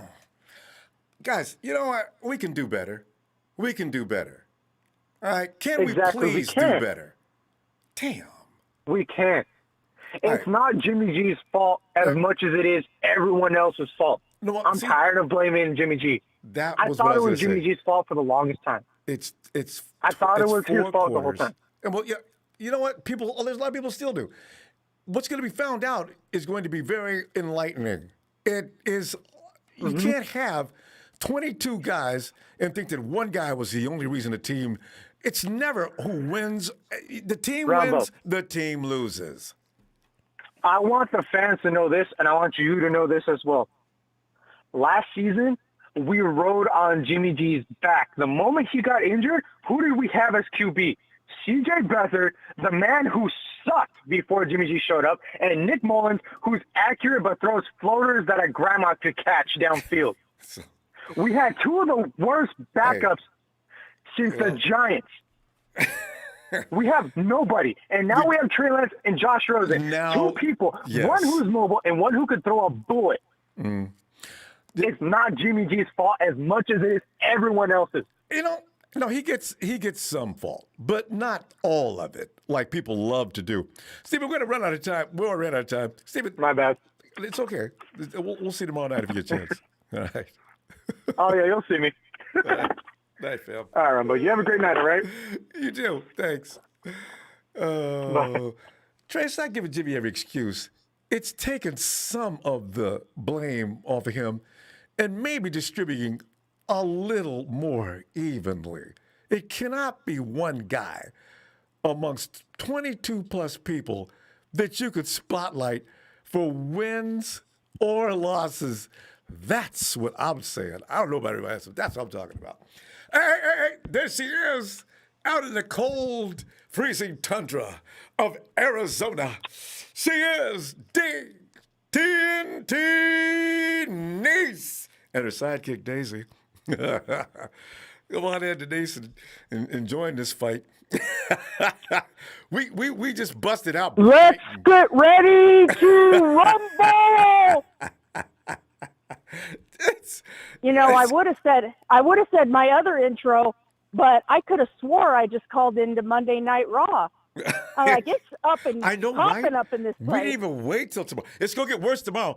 Let Jimmy make one mistake tomorrow. Oh, my God. If oh. Woo! I'm going to come in with a flat jacket, People be a going helmet, crazy. everything else. All right, come on. Give me some. Denise, I'm just saying, reaction versus overreaction. And I think, Denise, we're practicing. Is it okay to make a mistake in practice? Can't you make that mistake and make adjustments? Is it so critical that we need to define the play? I don't know if I'll tell you one thing. I listened to a show. I was literally floored, Ronbo. I was floored. So I don't know if anyone else heard the show, but 97 The Game. Oh, yeah. 97.5. The Butcher Boy, whatever. Yeah, he was. Yeah. So he was there on Saturday, right? Yeah. So he was there. And, boy, I'm like, if he's even half right, like, and I'm not, you know me, I agree with Big Show. I think it's going to be a Kansas City situation where they do the whole, you know, they grooming. have plays made for, you know, for Trey, but, Yeah. you know, it's going to be Jimmy, and not unless, you know, he totally messes up or gets hurt. But, okay, so I'm going to tell you this, Ronbo, and and I know what you're going to say because you've been watching the 49ers probably as long as I have or longer. He said, and I'm quoting this guy, he said that Trey Lance is better than any quarterback the 49ers have ever had. Oh, Montana. Ever. I mean, Yep. Young, Garcia, they Yep. all sucked. All Yep. right. He didn't say they sucked. He just said, no, he said, he's like, I'm telling you guys, he's like, I know it was only a practice. I know he was in shorts. I know, like, I sound psychotic. You have to go back and listen to this interview. It's really entertaining. He said, he's like, I'm telling you, he said, this kid is a stud. He's like, he does not look like a rookie. He said, he's like, I saw, what's the guy's name who started with an R? Rattay or, right? Did I say that right? Rattay, yeah, Tim, yeah. Yeah. So he said he saw him in person. He saw Garcia in person. He saw Steve Young in person. He saw Joe Montana in person. And he said none of them in their rookie year, none of them looked as good as Trey Lance. He said not even close. Oh, and He not said even close. he said that Trey Lance is a superstar. He said he is going to take this league by storm. He said that he's like, I'm telling you what, he said, look out. He's like, I'm telling you what, he is going to take the league by storm. He said if he plays the majority games this year, he is going to walk away with Rookie of the Year, no question. All right, you know what? I got no problem with that. If he can do And all again, that, yes, please. Again, I'm not, this isn't me saying this. I'm just telling you what I heard on that show. So 97.5 The Game. Butcher Boy. That's who was there, and that's who said it. Maybe we can listen on demand and get that show. Oh. Yeah, so very interesting interview. But 95.7, not 97.5. I'm sorry. Oh, okay, thank you. I apologize. My bad. Thank you, though. But okay. He's right. Whatever that show is, that's who I heard it from. Anyway, it would be nice if that's true, because that means we will finally not have to have any more issues at the quarterback spot, and these ridiculous fights could end at the same time every year, you know. So, you know. Yeah, and again, I'm not saying that's like, you know, I still think, again, I agree with Big Show. I think that, you know, they're going to start out Jimmy, and they'll put Trey in. And Denise, that's not me, Ronbo. Is that you? Cut that line. God damn it. Come on, guys. Give me a friggin' break. Grow up. I was like, Ronbo, that's not me. Damn it. Like, sorry, it wasn't me. It's okay. I'm outside, so I don't even have anything on me I know. to do that you know, noise. some guys just got the... Okay, go ahead. Sorry. And that's not your fault. So anyways, they, that's what they said. And, Jimmy did throw 2 picks, but they also did say, just FYI, the other thing he said was that the defense looks better than the 2019 defense.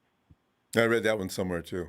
Maybe that's the same guy. He said the only thing he sees as a weak spot is McGlinchey.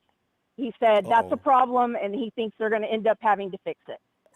But yeah, but he said the defense is stout. He said, Trey looks flipping amazing, and he said Jimmy, and he also, just FYI, he said Jimmy did not look bad. He didn't say like, oh, Jimmy's the best thing since sliced bread or anything, but he said, which is probably what people, you don't, you're okay with it, but people want to hear this. He said Jimmy looked like Jimmy. So for the people who hate Jimmy, yeah, he looked like that Jimmy. Just adds to it, yeah. Now, so actually, no, Trey needs to succeed. The only thing I want to know is he every bit as much as that person says, and is he as good as the hype has been?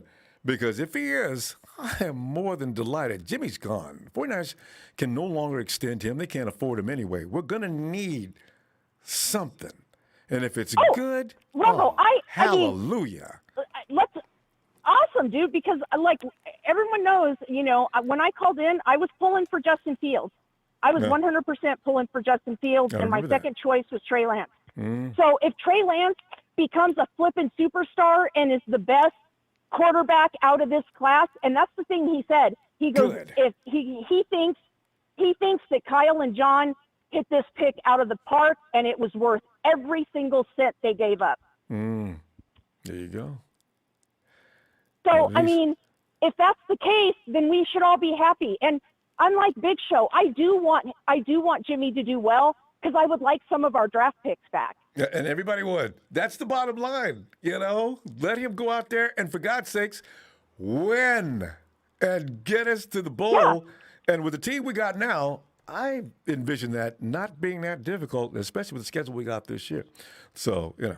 Anyway. So, anyways, that's my 2 cents. And for the downer of the night, sorry, the downer of the night, my daughter's fiance is a nurse, and he just graduated. He just started working, and they had a big old hoodoo about COVID. So they said it's coming back stronger than ever. So just FYI. Yeah, I know. Well, I didn't even want to know about that. God, that's terrible. I keep hearing that. I just worry, is it going to take out our season again? Okay, let's not go there. It's bad enough tonight without having to get into that. All right? Anyways, Denise, right? I know. Have a great night. I'll be looking for you tomorrow. All right, Ronbo. Thank you. You have a good night. And, you too, good luck with the rest of, let's get ready to rumble night. Now I'm getting ready to leave in a minute, but we'll see. All right, Denise, have a great night. All right. All right. See you tomorrow. Thank you, sir. Bye, Denise. Bye-bye. And it's Mike's time. Mike, get on in there, Mike. Who do you trust as a reporter for the Niners to tell facts and truth? Matt Miyoko. Okay, Matt Miyoko, and I will quote. I like him. Also, that Matt, the guy for the Trey Athletic, Lance is looking way better than Jimmy Garoppolo, and he said that Trey Lance more than Garoppolo, from what I just heard, sounds like he's looking better than anybody we've ever had. Well, I don't care about what that person said. I just want you to realize what your guy Matt Miyoko said, that Trey Lance is making Jimmy Garoppolo look like a scrub. Okay. You can move and that's on his from words. Mike. He also said that being a third overall pick in the draft, he's looking like a third overall pick in the draft. He's shining very well. That doesn't match. If he's looking like what you just said, he should be. He's looking more like a first number one of the draft. But go ahead. Yeah, that's what he said. He's looking like a number one pick in the draft. Yes, that's what he said. And also, we want to talk about everybody saying, well, Jimmy G's playing the starters. No, Jimmy G's not playing the starters. Bosa's not out there. D Ford's not out there. Greenlaw's not out there. None of the starters, over half the starters, haven't even seen the field yet. And remember this too: Jimmy G threw 2 interceptions, knowing that none of these defenders will touch him, hit him, sack him, or do anything. But yet he still threw 2 interceptions. And the day before that, in the third practice, he threw 4 bad passes that could have been picked, each and every one of them. So knowing that he's not going to get hit or touched, he's still throwing bad passes. See my point? No, I heard what you said, but I don't think that anybody on our team is a better linebacker. You say he wasn't throwing against any ones. I think Fred Warner's probably the best linebacker in the Fred NFL. Warner's a one, I also think that Jason Verrett is one of the best corners in the league. All I want is let us stop tearing the man down by coming up with these bogus claims as to what happened. You weren't there, Mike. You weren't there. You decided. You just told me that he's not playing against. You just said he's not playing any ones against defense, and I said, "Well, who's Fred? He's only Fred playing Warner's a few one. Jason Verrett's a one." Yes. Okay, you just named 2. Well, no, I'm just saying. 12 That's who picked him off. I understand that. The 2 guys picked him off. Yes, because Jimmy Garoppolo is not capable in practice where he is hands off, can't be touched, can't throw the ball accurate enough to get receptions. I think it's not about accuracy. It's about being stepped in front of and picked off. That's a little different. So in other words, you're saying Jimmy Garoppolo can't see the field. No. Richie James was supposedly cutting across the field, from what I understand, on that play. And Fred Warner read Jimmy's eyes and cut across the field and took the ball. I know. And the ball was 3 foot, 4 foot away from Richie James Jr. and went straight to him. So why didn't Fred just stay where he was? He didn't need to race across the field. He was. If you heard what everybody said, Fred Warner was just standing there, and he threw the ball right to him. Oh, wait a minute. Wait. What was with the eye read and that type of thing? He just stood there, and Jimmy threw the ball right to him? Come on, Mike. Straight up. Come on. Watch the tape. Right. Type in YouTube. Jimmy G's interceptions. They'll come up. You can watch it for yourself. Yes, Mike, Fred Warner just stood there, and Jimmy G threw the ball right to him. And maybe he likes Fred. Well, how about the Jason Verrett pickoff? I guess he threw it right to him too? No, he actually threw the ball about 5 yards too short, and he caught it. All right. Matt Miyoko even said it. There's your guy saying it too. He threw the ball 5 yards short. All right. Mike, go ahead and develop your point a little further, because my point is Jimmy Garoppolo can't do nothing but 5 yard dink, dink, dink, dink, dink all day long. That's all he did in practice, other than about 3 passes that went over 5 yards that were receptions. One of the best passes of the day was thrown to Ross Dwelly the other day. It was kind of deep downfield, but don't mention that. 20 yards. And I'm giving him 3 of them. It was more than 20 yards, Mike. No, that's all it was 20 yards. Here's what works me up. If you're going to say something good about one person and then say something bad, just tell the truth, Mike. That pass was only 20 yards. I'm telling the truth. He threw 2 interceptions. That looked horrible. Well, everybody knows about that, but then I said Ross Dwelly's pass downfield, one of the best passes of the day, and you said it was a 20-yard pass. During the Super Bowl, it was Emmanuel more Sanders than a 20-yard pass. Okay, during the Super Bowl, Emmanuel Sanders was how far open? What are we going on down that one pass that he overthrew him by 15 yards? Well, he can't throw over 5 yards, according to you, so I don't know how he made that all the way down the field like that. He couldn't. That's why we lost the Super Bowl, yes. No. He couldn't read George Kittle open 3 times in the middle of the field where he could have dinked and dunked it for first downs also. Right. Mike, you're trying to cover up for Jimmy G, and I don't understand why. I understand the bitterness of a lot of people toward Garoppolo. You're making yourself look bad. No, but listen, isn't it that you are pissed off about the Super Bowl is why that your I'm not pissed off about the Super Bowl. But your biggest agenda is about Jimmy. Mostly that's when I first met you were talking about Jimmy. And he wasn't supposed to be here now and all that stuff. So I think at this point we had a bet way back, and I said if you gave me an unbiased take, the quarterback, and you said, "Oh no." If you gave me an unbiased take with Garoppolo, I told you to write it down. Remember? I would actually listen. But right now, all I hear is hatred and bitterness because of the Super Bowl. Hate because Jimmy G's horrible. We drafted a quarterback, traded 3 first-round picks and a third-round pick. There's a reason why. He didn't want him. We tried to get Andy Dalton. Why would we pick up Andy Dalton? That's horrible because Jimmy G's worse. If Jimmy G was such this big superstar, where are all the picks from Andy? How do you know Andy Dalton wasn't coming in to back Jimmy up? There was no confirmation on that. No, actually, they weren't coming to back him up. We had done traded up to the 3rd overall pick. He was coming to back up Trey Lance. Okay. Well, you know, they had that chance. You got to open your eyes. Mike, there was no need to go to Jed and ask him to keep 2 quarterbacks. If what you say is true, why in hell did they go and tell Jed we need to keep Jimmy? They didn't tell Jed. They ask. Did they? Oh, come on, I think Mike. every time Cal and John when I listen to you talk, I know it's going to be a one-sided affair. You know nothing about them asking Jed about that. You serious? All I know is every time that Kyle and John open their mouth, they're pathological liars. What? There ain't no competition. There ain't no press conference. Then why is Trey Lance getting all these reps? Google it up. Mike, I'm not going to argue with you about this. It happened. Just Google up. Jed York gives permission to sign Jimmy Garoppolo and draft the 3rd pick in the draft. I'm sure they talked to him about that. Go look it up. Because you're not going to believe me. Whatever.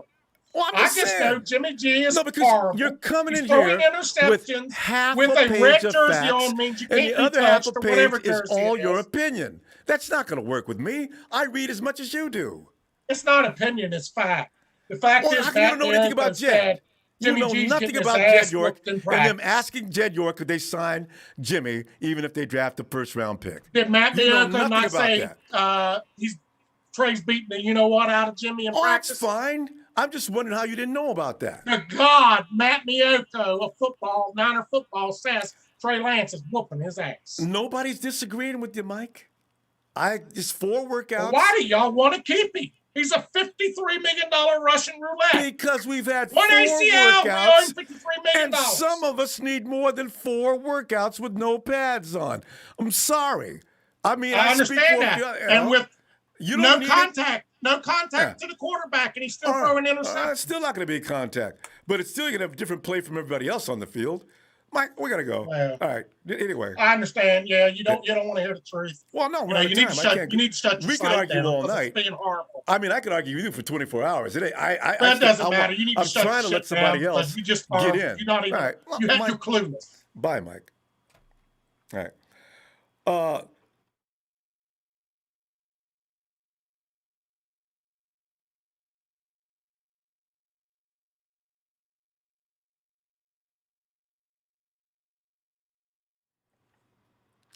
Okay. From here, I'm just listening. I'm not saying anything. I just get unnerved sometimes by some things. And I will try to control myself. My apologies. Mr. Black Eyes, come on, folks, now grow up. It's all about performance better and get it going behind center. I need that chemistry going. Let's call Jill a good time. All right. Last time I got this worked up was 20. Emilia, what year was that? Was that 2016, 2015? Mike Miller has the cue of. Okay. Anyway, Jay, come on in, Jay. What's up, Ronbo? Jay, I'm not talking anymore. Production just told me to chill out. I'm gonna chill out. I got Jay. You know, it's always this goes back to high school with me. I'm a very easygoing, always loves to laugh guy. There's something about football that always makes me crazy. So I want to apologize to you and anybody else that has seen this side of me that I have done a very good job of keeping under wraps. I do apologize, fam. My apologies. Can't help that, Ronbo. Yeah. You don't have to apologize. You can't help that. People can just interfere anytime they want to. So that's not your fault. But, man, we need to just chill. Guess it's a full moon tonight. We're itching for the Super Bowl win. But, man, we just need to chill out tonight. It's Sunday night. We need to just chill, man. You know what I'm saying? Y'all need to poke an L or something. I don't know, And Jay, you know how they say it's just a game. yeah, it's just a game. Yeah, we take it too serious. We do. We take it too serious, and I love the Niners just as well as anybody do on this chat or on this podcast, on this, I love the Niners as much as they do, but we at the end of the day, Ronbo, you're right. It's just a game, you know what I'm saying? And I know we want that sixth ring, and it's gonna come. We just got to be patient. That's why we call the faithful. You know what I'm saying? So we need to chill out. We'll get through and this. We just need, we'll get through this. You know what I'm saying? I want to see us win as much as anybody do, and I know everybody want to see us win and do well and all that. But we got our opinions, and that's what's good about your show. We could come and call and our opinion, and everybody has opinions. So just gotta wait your turn and let people say what they gotta say, and then you come in and comment on that, whatever you want to do. But it is what it is. Jimmy's our guy right now, and Trey Lance is our future. That's it. You know what I'm saying? Until otherwise, to prove otherwise. So, so I'm gonna have Jimmy's back until Trey is the starter. So it's good. It's a good situation we're in. We got they're saying he's doing very well in camp. Now we just need to see how he is next week when it comes to pads. So we're going to see what it's like, because, it's easy to throw with no pads on. Everybody knows that. When you put pads on, you throw differently, because, you can't get the full motion. Get rid of that, please. Huh? Oh, Jay, is that you? Okay. I thought we were being invaded by somebody else with no manners. But no, it's okay. There was some sound coming in. I thought that was somebody. I got to calm down. No. Okay. Yeah. I understand. It's been seemed like a couple of Royal Rumbles we were going to have through the phone, but Jay, it is what it is. Jay, but is your mic rubbing up against something, though? No, it isn't. Okay. Because there's a weird sound coming in. Okay, go ahead, continue. Okay.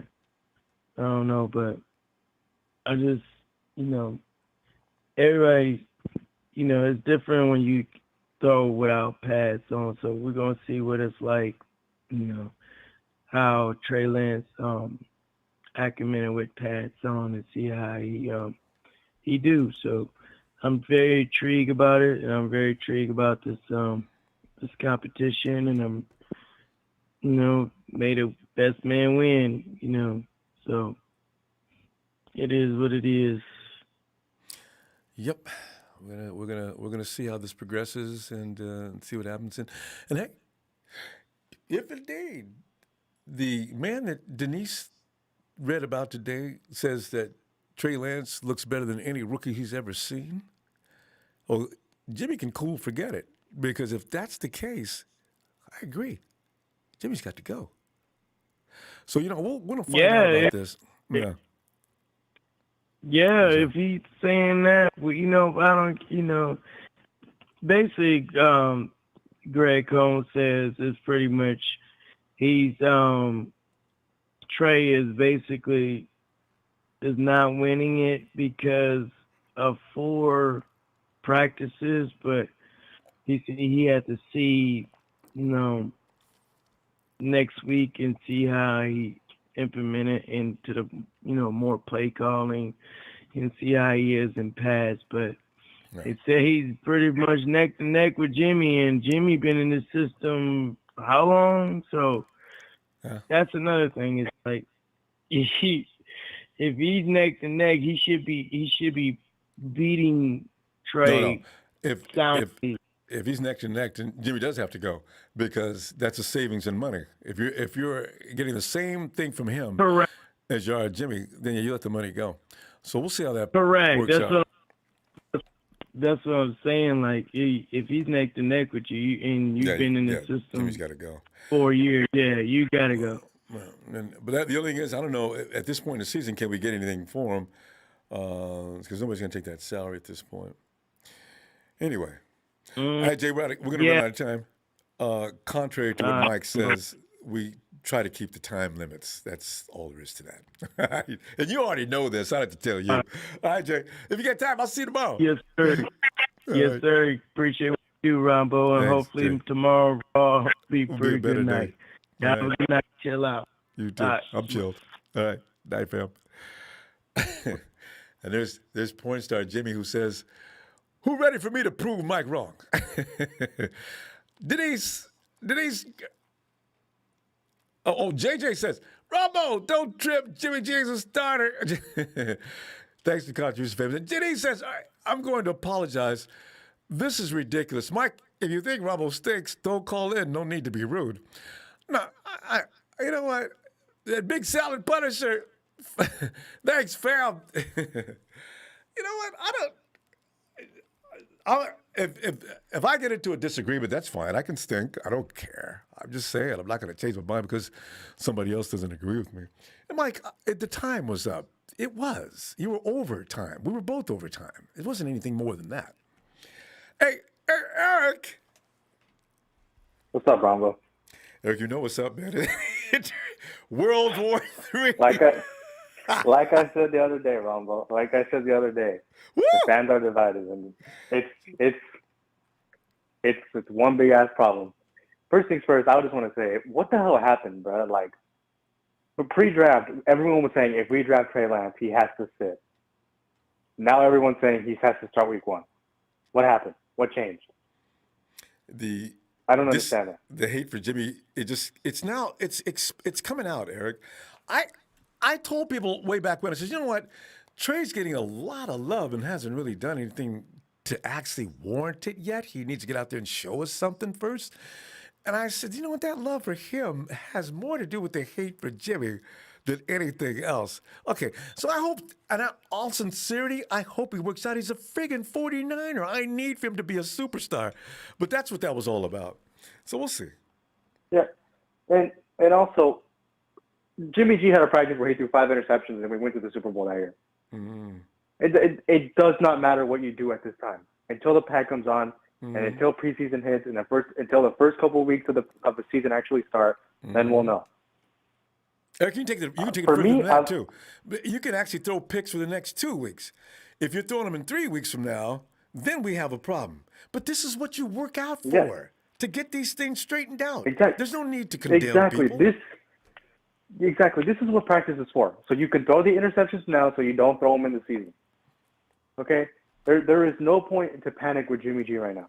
I don't care how good Trey Lance looks right now. At the end of the day, the Niners defense always sucks against a mobile quarterback. Yep. We've already known that. We obviously last year we kind of picked it up a little bit, but we still have shit to work out. We have a new defensive coordinator. He has to figure that shit out. There's no point to sit here and say, "Oh, Trey Lance." No, okay, sure, he looks good, but there's no point to say, "Let's throw him out there week 1." Okay, that's stupid. First things first. Also, Jimmy needs to play so he can. Yeah. First things first. Jimmy has to go out there and raise his draft stock. That's why Jimmy's still here, and that's why Jimmy G hasn't gone anywhere. He needs to raise his draft stock. He needs to raise his draft stock to the point where we can get that first round pick out of him. Absolutely. I've always said this, and I think this is what should happen. I think Jimmy should start the season, raise his draft stock, and we trade him mid-season. I say this because I don't care how good we are. As soon as Jimmy G value hits the point where we want it to be at, you need to trade him, because when we had the chance to trade Nick Mullins and CJ Beathard for something, we didn't take that chance. And now look at them. Yeah, they left for zero. Yeah, exactly.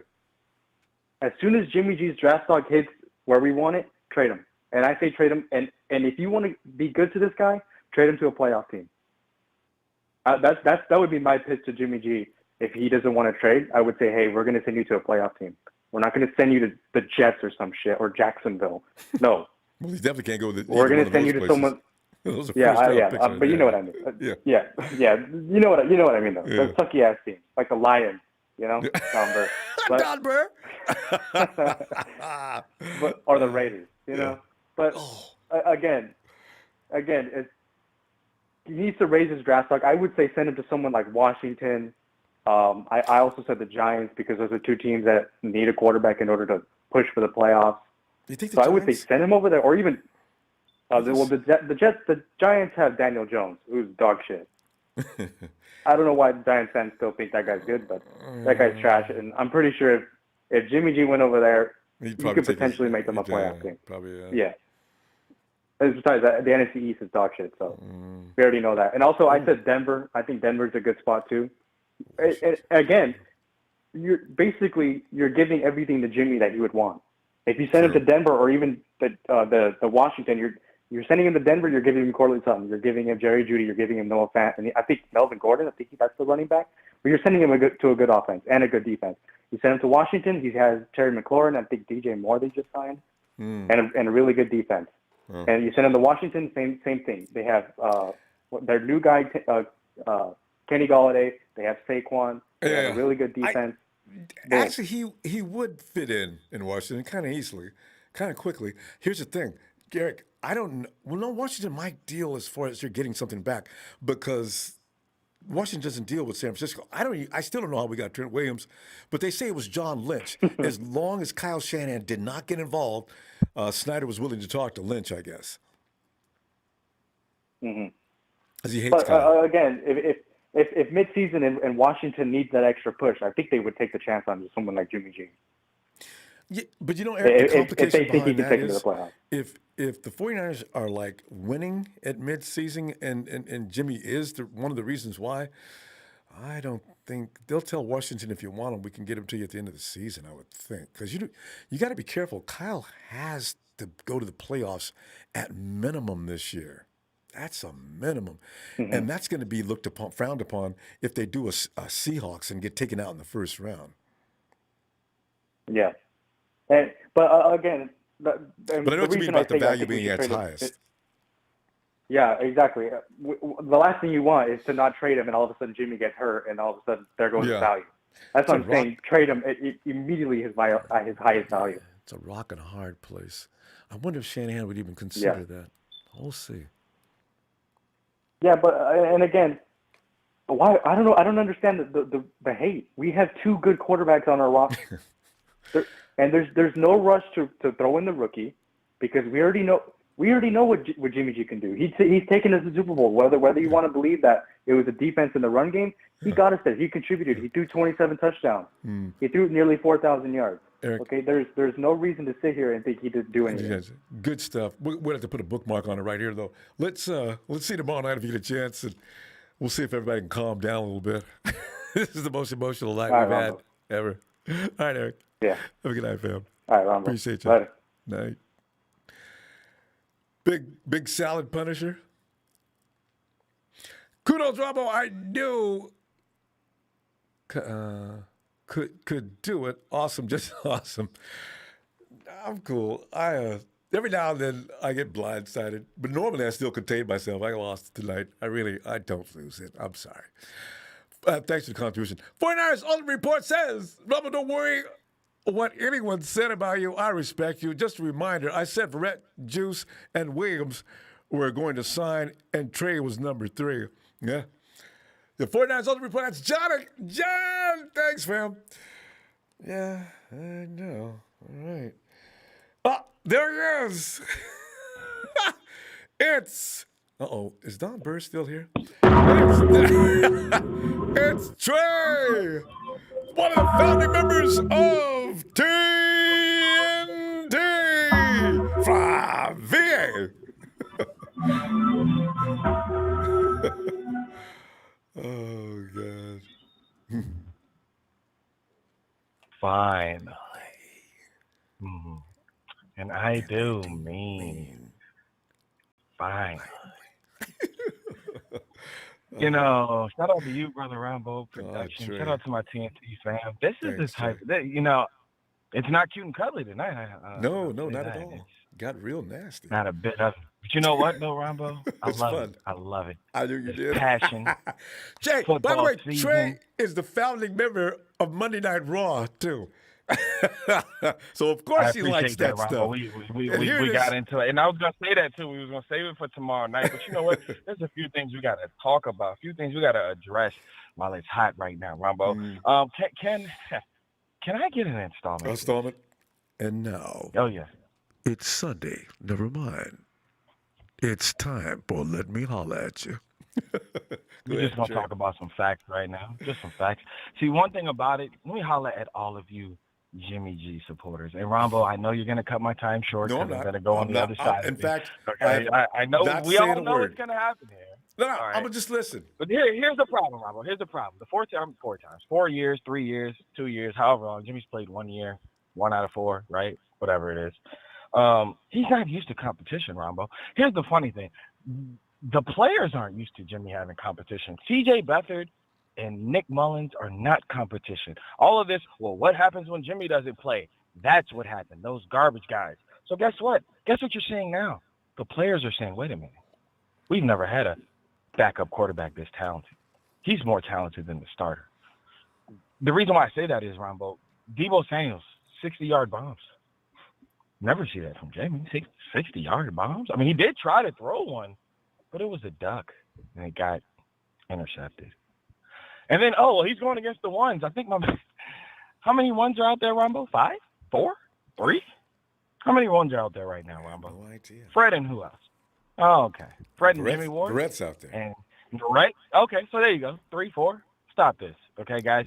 And Trey's playing against 2s and 1s. See, they're going to do this all. When Trey lights it up against the 2s, he's just going against the 2s. When he does it with the 1s in preseason, well, you know what? Kyle decided to call it up a little bit. He decided to showcase Trey a little bit. The problem with it is that you're always going to have a bias either side that you're on. But the fact of the matter is this. 60-yard bombs in a Kyle Shanahan offense, Jimmy G doesn't throw that.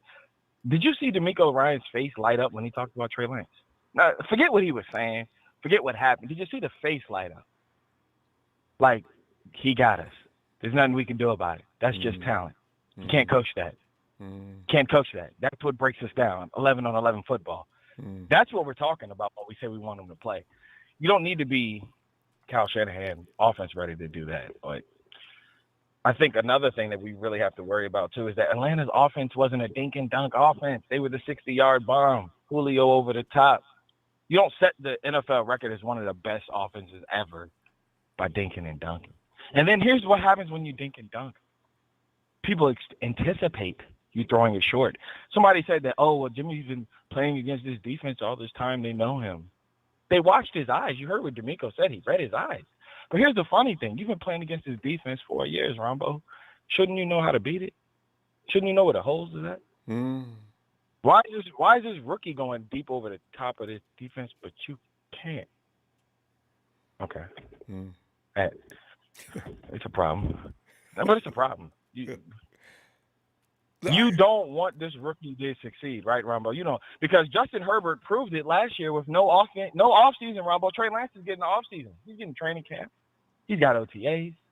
He had installment and walkthrough at minicamp. Justin Herbert did it without any of that. Broke NFL record. So don't give me this, a rookie can't do it. And he has more talent on both sides of the ball with a better running game, with a better head coach, with a better defense, and a better D-line. If you don't want Trey to play, just say that. I respect that. You got reporters. Are these reporters paid? Are they reporters paid to say that Trey Lance is out playing Jimmy? Is there a conspiracy? Don't know about that. That's a question. I'm sorry. That's a question. Is that a question? Yeah. No, I was going to interrupt. As I told you before you started, I'm not going to No, go ahead. I know you were. I appreciate it, but I've gotten really is there loud. a conspiracy against Jimmy G to give him bad reporting? Is he not throwing interceptions, or are they making that up? Well, he had one day he threw interceptions, and now it's like he's done it every day since. Well, how many days has Trey had? How many days has Trey had? How many days of throwing interceptions and looking like a rookie has Trey had? No, he The point of the matter is Trey is ready week 1, Ronbo. Okay. We're not saying that he's going to play. He's ready. I'm talking about ready to play. We're not talking about he's going to know everything about the NFL. He's going to know everything about Kyle Shanahan offense. Right. But Jimmy's making rookie mistakes. Why not play a rookie that's not making mistakes? I'm going to leave it there you go. I can agree with that. More upside, but nobody wants that. Everybody just wants to roll with what we have. It's been 30 years almost since we won a Super Bowl. Almost 30. Trey, I tell you, would you believe me if I told you I just want to see what he looks like before I assume everything that's being assumed? That's fair. 4 days, Trey. I just need to see a little more. I'd love to see what everybody believes is happening. I need to see it, and then I'll join along with it. Okay. See, all right, and I understand that, Ronbo. See, some players, and this is the difference, Ronbo, and the players know they're gravitating towards Trey. They feel it. They can see it. When a guy's throwing it short and his balls are fluttering versus a guy throwing it deep, the guys on the practice field, on the other practice field, like, yo, see that? You saw that? Yeah. And so it's called it, Ronbo. Trey has it. Okay. Jimmy doesn't have it. That's how you can go 3 for 11 in the fourth quarter of a Super Bowl and lose it, missing George Kittle 3 times wide open. You want to blame the defense, that's fine. But no, Trey, did you notice? Do you feel like you had a lot of time? And I didn't interrupt, and you got it all out. See, you didn't, and I'm done. I told you I'd be fair. I'm done. I'm done. You were fair this time because you were Ronbo. You were fair this time because you're a fair guy. I don't believe in any of the criticism that you take for not being fair. But then again, everybody's their own man, their own person. Their own person. You know what I'm saying? I can't promise that I'll always be this nice, but tonight I went too far. I realize that. I think tonight has been a great show. I want to shout out to you in the chat, production. Thank you guys for allowing the foolery, the things that have been. That's what makes this show pop, man. It's been a long time since we had a little something that jumped off the map, and I appreciate that, man. I'm out of here. I appreciate it, sir. Shout out to TNT, to the fam. To everybody, whether you on this side of the map or that side, we just want to win, Ronbo. There's 2 different ways we think we can win. Some people want to win with Jimmy. Some people want to win with Trey. Doesn't really matter. And more power to all of us. I love you, Trey, man. I'll tell you what, if you get a chance, I hope you get back in tomorrow for the real Monday Night Raw. Hey. Yes, sir. Night, it's the pay-per-view. It's the pay-per-view the night before, baby. Hell in a song. All right, man. Night, Trey. There he goes, riding off in the sunset. And Just in Time says, I just here to say Trey ain't starting. That's just it. Justin changed his name. Justin, that's you. I haven't talked to you in forever, too. Thanks, Justin, for that contribution. Yo, Slick. Be a 49er faithful. Give me a hell yeah. Oh, hell yeah. Slick. What's up, Rambo? Slick, it's all about the football and the craziness and all that stuff. Slick, I want to mention one thing, though. It was funny because Steven mentioned, 49er fans are worse than Dodger fans. Slick, I know you're a Dodger fan. That's why I had to laugh. Hey, I've attended Dodger games. The only thing I say about Dodger fans is they spend too much time in the concession. Because Dodger fans are like up there partying in some private party while the Dodgers are down on the field working their ass off and dominating baseball. But Slick, what are your reaction to that at tonight's program? Jump on in there whenever you get ready. Yeah, as far as Dodger fans, we're very similar to the 49er faithful. We demand and expect greatness because we are top of the franchise teams. So that's why we are very, very, very crucial when it comes to our team, because we expect and demand greatness and wins. And that's the difference between us and other teams. And yeah, I was like, oh wait, watch it now. I know you're talking about the Dodger fans, but we're also very, very loyal and faithful. Yeah. So but as far as Niners, 49ers, that's what we're talking about here. That's what actually matters. As far as Jimmy goes, Kyle and John went to Jet York, to have a plan set. I'm not a Jimmy hater. I know Trey Lance is the future, but God forbid something happens to him and we no longer have Jimmy. What then? Rosen? Sudfeld? I mean, look at Indianapolis right now. You don't even know if Jimmy's gonna get traded over there because of what happened to Carson Wentz. So don't be surprised if we trade a player besides Jimmy and we get a second round back to Indianapolis. So I mean, anything's possible. I mean, if we got the biggest Jimmy hater, Grant Cohen and Jason Aponte, giving Jimmy props because even though he had 2 interceptions at practice, the last practice, he also made some great throws, over 20 yards. So, and that was outside the numbers. So all these like wannabe experts that don't know squat about football and they just talk out of their ass, excuse my French, they better learn something because Kyle they already asked for permission to have both, and we have that. But you don't know what they have. See, you heard that, right? I'm trying to understand.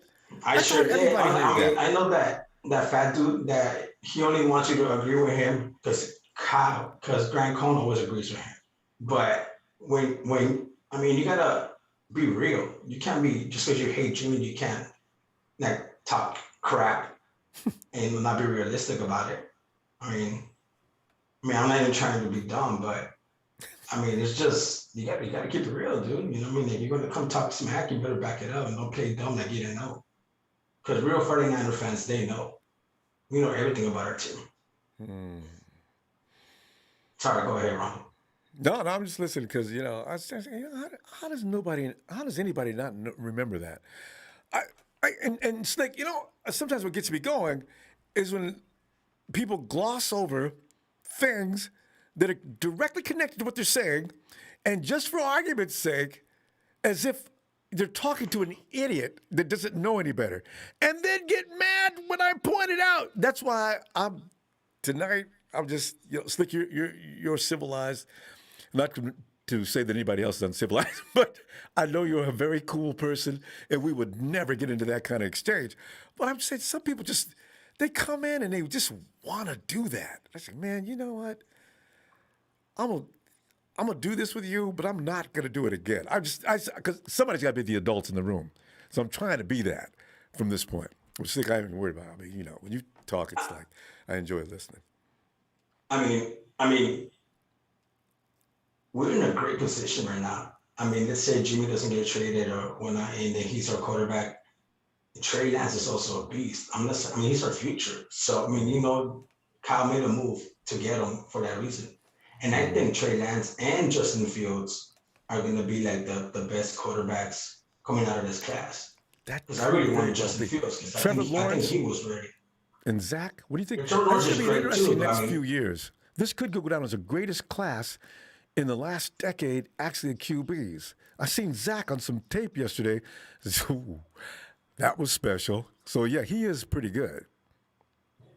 I'm loving what Kyle's doing in training camp right now. Oh, yeah. As far as Jimmy's interception, this is training camp. Jimmy G never played well in training camp. But when it comes to the Sunday games, the Monday night games, and Thursday games, you better believe if he's healthy, he's going to destroy you, whether it be 5 yards, 10 yards, or whatnot. Running game. I mean, Jimmy's a winner, whether he's with us or not. I mean, until he's no longer my quarterback, I'm riding with him or Lance. Whoever the hell's up like behind the helm, I'm riding with. So I mean, this is a luxury that we have both great quarterbacks, and our team is the team to beat in the NFC because we're healthy. Makes sense to me. That's the way I see it. All right, Ronbo, I won't take too much of your time. I know it's late. Hey, no, time is perfect. Yeah, we just ran the clock. All right, Slick. I tell you what, man, don't be no stranger, man. I only hear from you every now and then. I always love it. All right. Have a great I had to drop in when I heard them talking crap about my Dodgers. I was like, man, watch it now. I was wondering if you heard that. All right, Slick. Have a good night, fam. All right, Ronbo. Good night, miss. And let's see, Omar Lopez. Omar! I'm here to say Lance is starting. All right. Everybody's got their guns on the table. We shall soon find out. Ellis! Yo, Ronbo. Ellis, I know, right? Ellis, you ever watch some cowboy? You ever watch them cowboy movies where the dudes come in and the first thing they do is lay the gun on the table so everybody knows where everybody's gun is? That's what was coming tonight. Everybody came in and laid the gun on the table, and then they went. Well, not everybody, but a few people went for the gun. I said, man, come on, man. Yeah. Right, man. I was just over here getting hella weak, man. Looking at these comments. It sounded like Slick was in the bathroom, so we was all talking about the echo in the bathroom while he was in there. Slick, you gotta read them comments. Hey man, I was in there having fun myself, Slick. Hey man, it's all love, man. It was perfect timing, man. We needed that to break the ice tonight, man. It's been too much tension in the yard, So shout out to him, man. He just spiced it up for us and got everybody in here cracking up.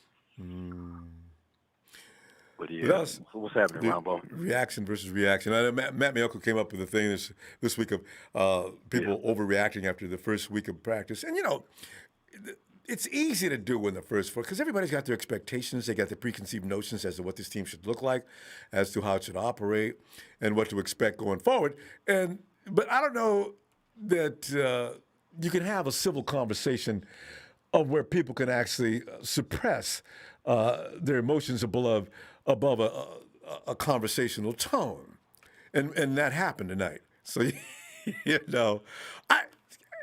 could address that after 4 days.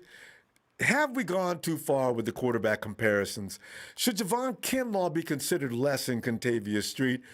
Is thinking that Mike McGlinchey is going to have a good year really that far-fetched? I mean, there's some things, and anything else you might consider reaction versus overreaction? Well, the overreaction, man, is just a lot of just a lot. Everybody has a right to their opinion here. Everybody's got their own views. Some things come with facts, some don't. A lot of times we're, guessing, anticipating. We're trying to make predictions and things like that.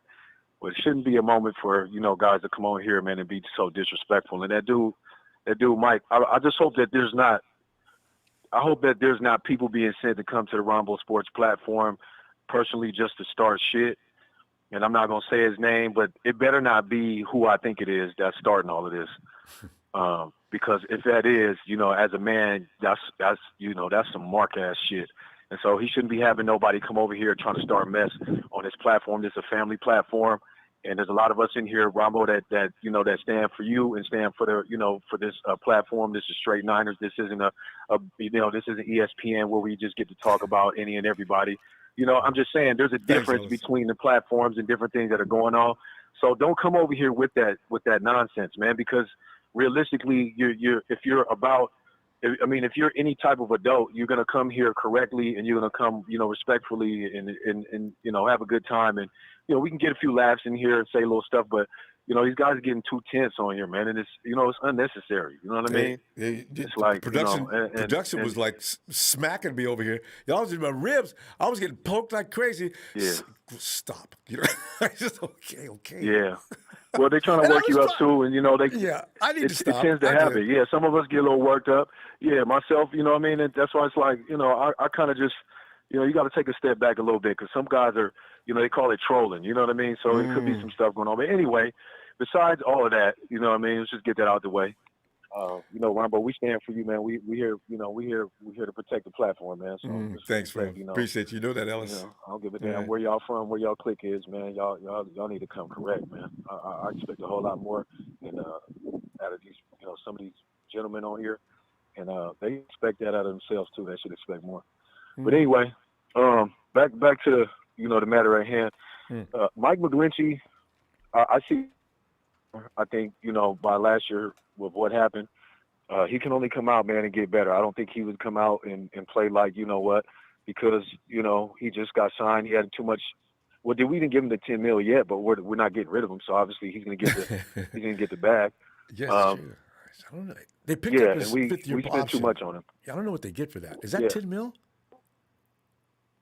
Somebody has the numbers on that, but I'm just saying we're banking on Mike turning it around. I think he's going to play a hell of a lot better this season than he did last season. He's, look like he's got it together, but we got to see it on tape. We got to see it for a full season. Javon Kinlaw, we talked about this stuff with him with the injury. We talked about this before and after we drafted him, just the knee stuff or whatever. But from what it sounded like, it's not a big deal. Is that what's kind of floating around? He was saying that's what he says. But the 49ers are bringing him along slowly. They just don't want to expose him to any more danger.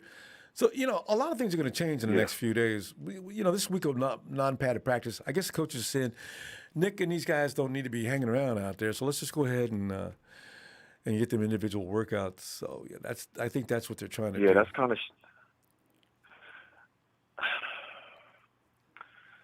of shaky. Well, thank God for Maurice Hurst and Arden Key being here, man, and, these other guys that we were able to get, man. I think that was – that just gives us a little bit more security because we do have some depth there. Those guys are going to be expected to step up, so hopefully they'll be ready and on deck. Hence anything does happen to, Javon moving forward, or if D's unable to really come through, and Nick's coming back. So it's we can't really afford to be having those three guys in question in any way, shape, or form. So even if we have Nick and we don't have D, and we got Javon sprinkled in there, we'll be all right with the depth that we have, at least for the time being, until injuries start falling, and then we're going to be in trouble. So, that's just the reality of it and how it goes. Yeah, maybe not those. Somebody said Arden Key is looking very good. The Raiders. Well, that's why I said with Maurice Hurst and Arden Key, those are key, pieces, the depth-wise that we have that can fill right in. From what I'm hearing, they're doing really well, and the Raiders weren't really very smart to give us both those players. But hell, the Raiders are very smart anyway. They're doing some really weird things. Yeah, thank you, Alice. Good stuff. Let's mark that. We'll see you tomorrow. Okay. Yeah, and Ronbo, you stick to your guns, man. You support Jimmy. You gotta. Those are things. That's a quality that people forget about. Is you stick to the script.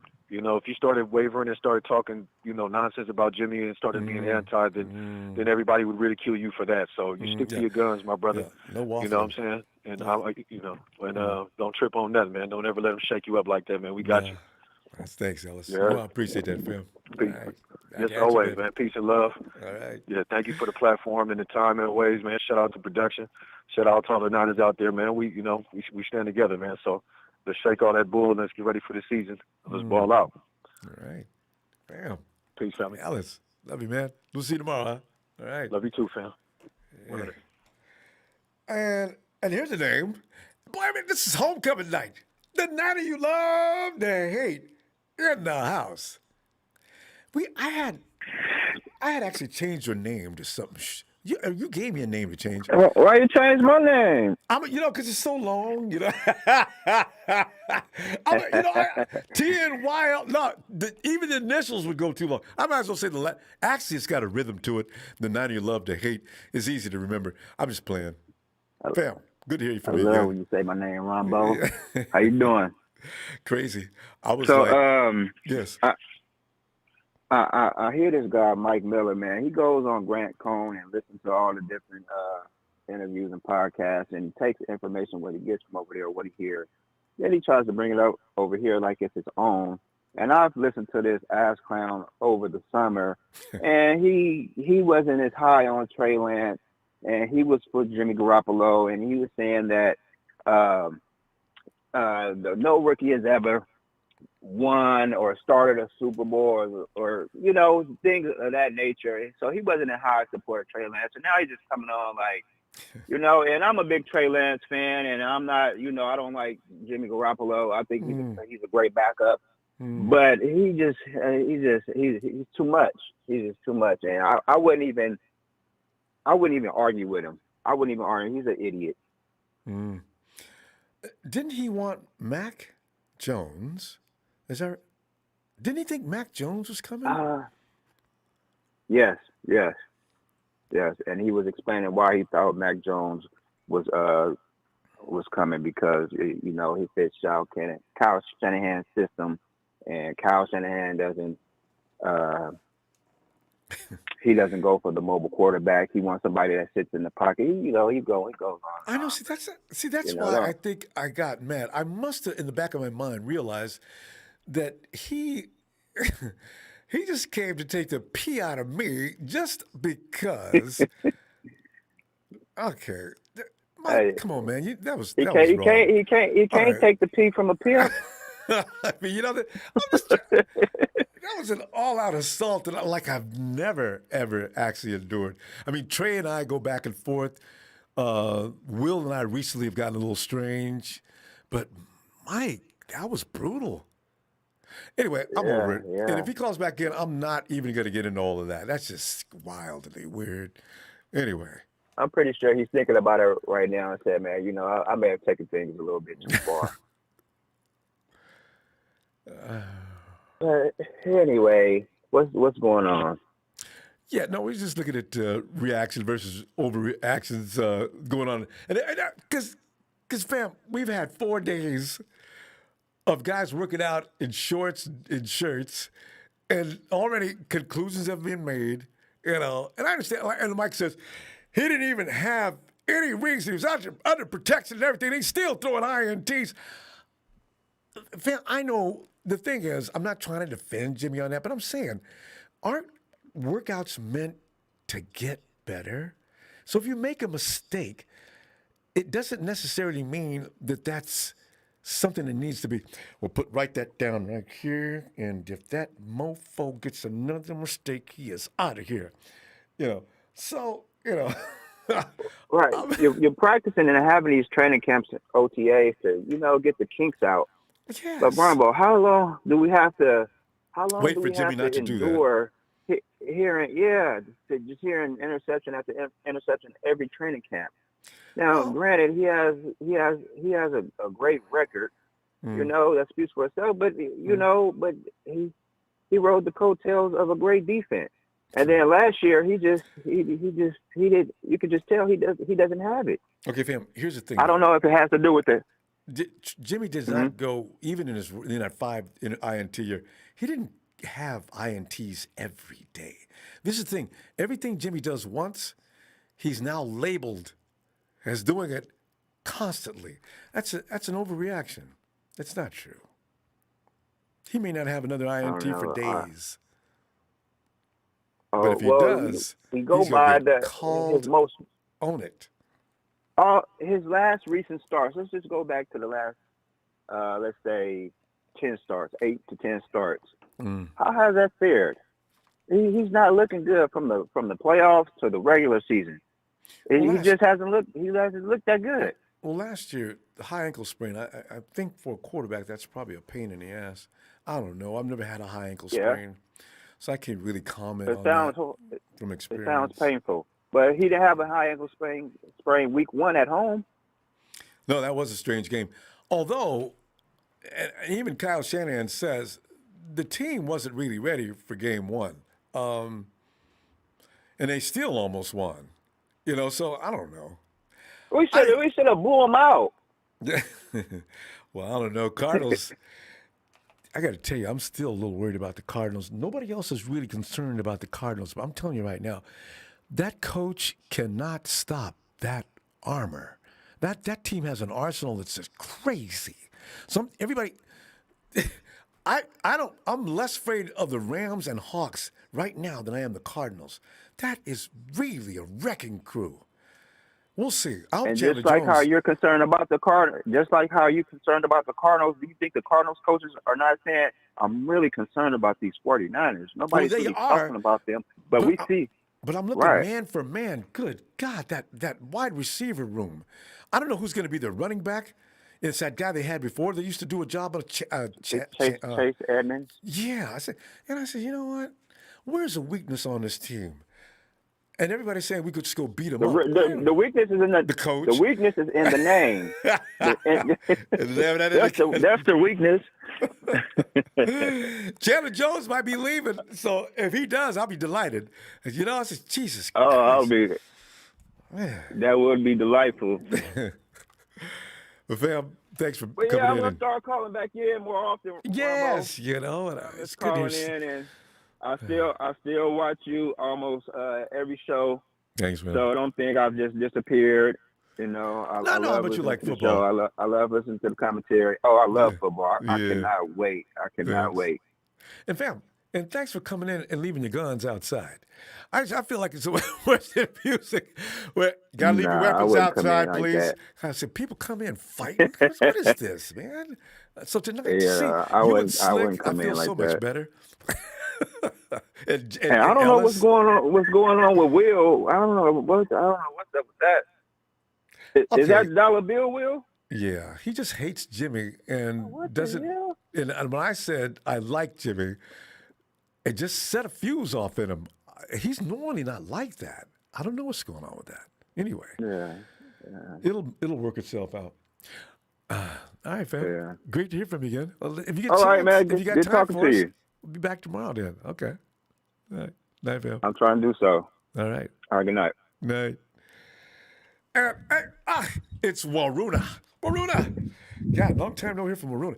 You know, I love this. Everybody's come back because football season is actually officially underway. Waruna, with his words of wisdom, come on in, fam. Hey, Ronbo, thanks for accepting me. Actually, I couldn't call for some time for some reasons, but anyway, how are you doing?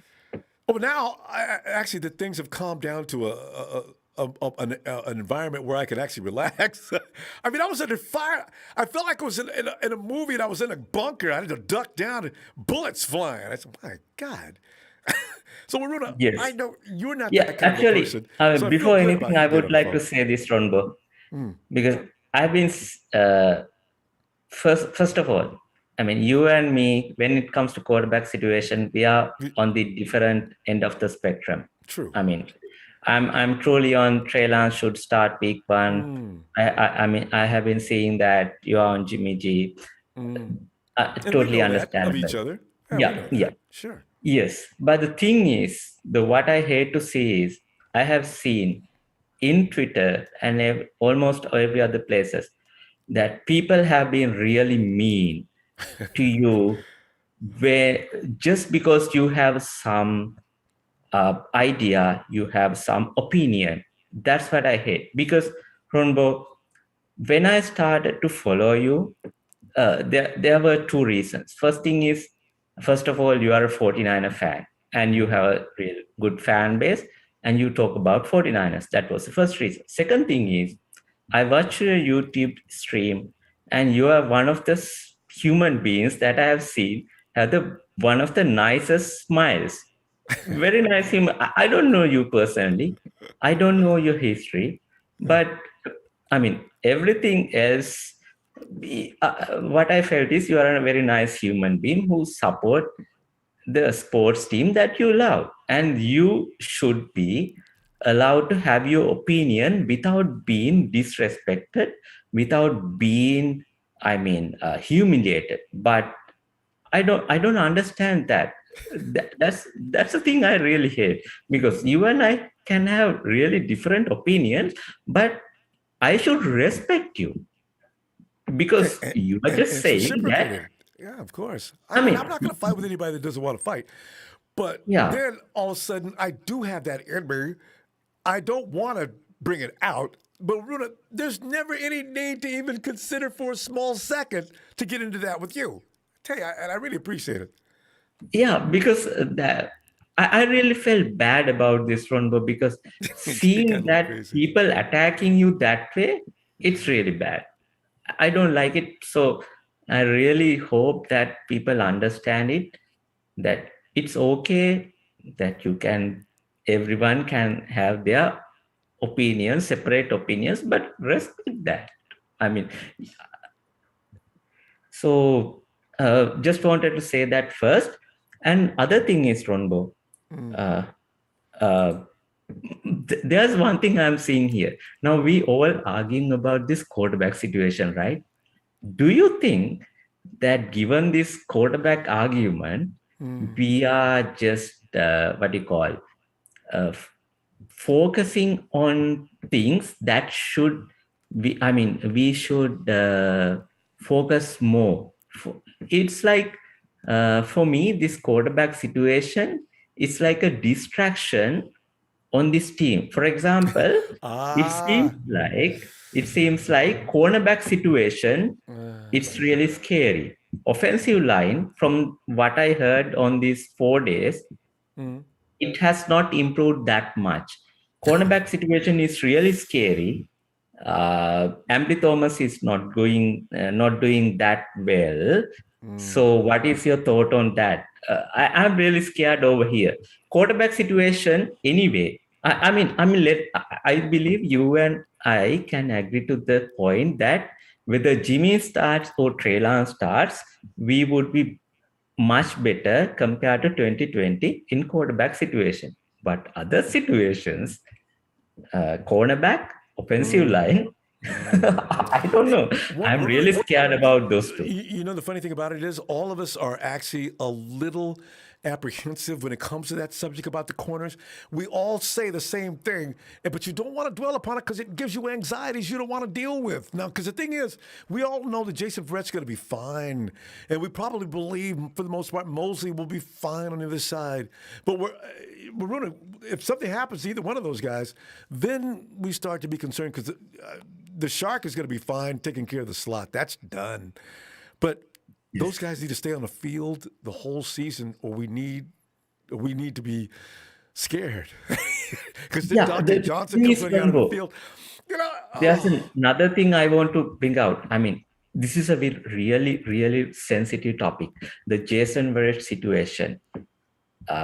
It's his personal choice. I really respect that. But given the NFL protocols, if something happens due to COVID situation, I don't know whether we have any other options left in cornerback situation. Because last year, what happens against Dolphins game, Brian Allen, it was a torture to watch that game, right? You remember his name. I'd forgotten his name. That's him, Brian Allen. That was the worst display of cornerback skills, lack thereof, that I've ever seen in my life. Even in high school. That was just awful. He didn't change anything. They just ran go routes, and he ran behind the receiver the whole way down the field. Yes, because that's what scares me the most, because something happens to this secondary. I don't know. You can have the offense, whatever the weapons and everything, but in defense you have to stop, right? Defense has always ways to stop it and keep the opposition into the minimum number of score so that your offense can go out and overcome that. Well, it's such a wonderful thing to hear from you today. Runa, if you get a chance, and I know you say you're occupied with things these days, if you can get back in tomorrow night, let's continue. How about that? Yeah, but again, I have to say, Ronbo, keep doing your thing. Don't be disappointed, because people are going to say mean things. Even, I see these things, but keep doing your thing. I really like what you are doing. You are a 49er fan. I'm a 49er fan. We have different opinions, but end of the day, we want that Super Bowl ring. That's what unites us. And that's why we're going to stay united too. All right, Runa. Tell you what, fam. Let's continue tomorrow. Okay. Appreciate you. Okay. Right. See you. Night. Anyway, did I see anything? No. Okay. What? Is it Lee? Lee? And I really get to talk to Lee. What's up, Ronbo? Yeah, Lee, good to hear from you, man. Because normally, Lee, you're all about the draft, and then you sort of go into this disappearance, and we don't get any more Lee. So, Lee, to what do we owe this privilege tonight? I'm delighted. And you know what? It's nice to hear a friendly voice after tonight's madness. So come on in, Lee. I took a bit of a break after the draft. Ronbo was a bit burnt out, watching my eyes were sore, watching tape and stuff on the rookies and stuff coming in. But yes. Yeah, and as it goes a bit quiet too, it's that part of the season when nothing's really going on until we get into training camp. True. So I was going to come back tomorrow for Monday Night Raw, but then, man, I heard all the excitement going on earlier. I was like, I'm glad I came back tonight. The fireworks. It won't be able to compare tonight. Tomorrow night will probably be like so mild you won't be able to believe it. But there is camp tomorrow, and there will be reports. So it could get strange, but I refuse to indulge in that stuff. Lee, I'm a lover, not a fighter. You knew I had to say it. I like my martinis shaken and never stirred.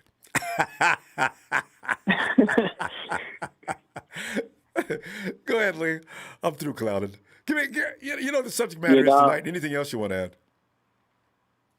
Yeah, no, I was just sitting back, chilling, listening to callers and stuff. I was having a laugh earlier. Some of the stuff that was being said in arguments between people. But I just think it's such early days yet. Like I used to love sitting back watching this whole thing unfold through training camp and in the preseason, because you get all the new guys coming in, and you get to sort of see who's excelling and who's struggling and who's probably going to win spots. Yep. But we haven't even got pads on yet. Like we haven't even had a preseason game. Like it's too early to really decide who's where in the pecking order. Obviously, Trey's looking good. We know he had a lot of potential from the early days when watching him coming into the draft. But it was just about how long it's going to take for him to be ready, right, Ronbo? And obviously, if Jimmy wasn't there, there's no doubt about it. He'd be the week one starter.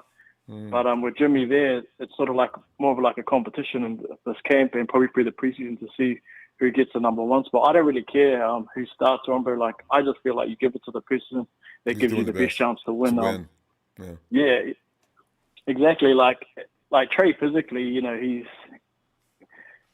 probably the better prospect than we've had in a long, long time. And I heard someone talk about, he's better than Joe Montana and all the quarterbacks now. That's not true. Like he's got the potential because he's physically gifted, but he hasn't done anything yet. And it's what you do on the field that counts. It's the walking, not the talking. So it's exciting to see what he could be, but it's early days yet. And like I said, you go with. I heard people saying, you go out and you give Jimmy it so we can boost his value, but I don't agree with that either. Like in a perfect scenario, it would be nice to boost his value, then trade him and then flip him.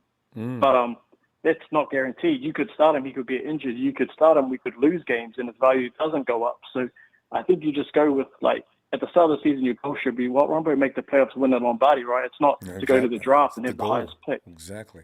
Lee, speak to that a little further, because the fact is, what you just said is absolutely true. Jimmy could get hurt and lose all trade value immediately.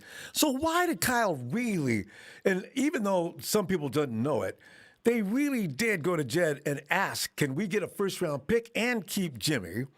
What was the reason for keeping Jimmy? To keeping him? Yeah. Well, obviously they have a value on him, and they're not going to throw him away for nothing. You know what I mean? He is a starting caliber quarterback, and he can win games. He's got a good record. So, obviously they were just, and then also Ronbo, they got a rookie, right? They didn't know when Trey was going to be ready. They didn't know if he was going to start week one, if he's going to start mid-season or start next year. So with a veteran like him, they had options. They don't have to rush him. They can let him, learn the offense, get ready, and take his time. They don't have to thrust him like what we did with guys like Kaepernick. We had Alex Smith, guys like the Chiefs, they had Mahomes. They didn't have to throw him in as a rookie. So they had Alex Smith, a veteran there. And I think having a veteran there, it also helps the rookie, because there's a lot they can learn off them. Makes sense to me, because I was thinking, if they could have got a second-round pick. I mean, if you want to get rid of Jimmy, get a second-round pick or whatever they're going to give you, a third round. I don't know. Just get something for him, get him out, don't have that quarterback controversy going on, because quite frankly, Lee, during those games, every time Jimmy has any kind of screw-up, the stands, those who love to do what they do, are going to go wild. But what they're going to be interesting is you're going to have a percentage of those stands that are not anti-Jimmy. So it's going to be interesting to see what Levi's sounds like. Yeah, it's just going to be interesting. I actually like it. I actually like having both quarterbacks because it gives you, the competition. And I think competition, breeds success. So you have two guys battling for the position. Yeah, and it's like we see now with Debo and Ayuk, Mm-hmm. Yeah, I know, right? Nobody's talking about that, but it is on, and you know it. Debo's asking to take deep routes. He said he's working on his route running. And, this is something that he wouldn't have said that last year or the year before. So this is interesting. So we're going to find out.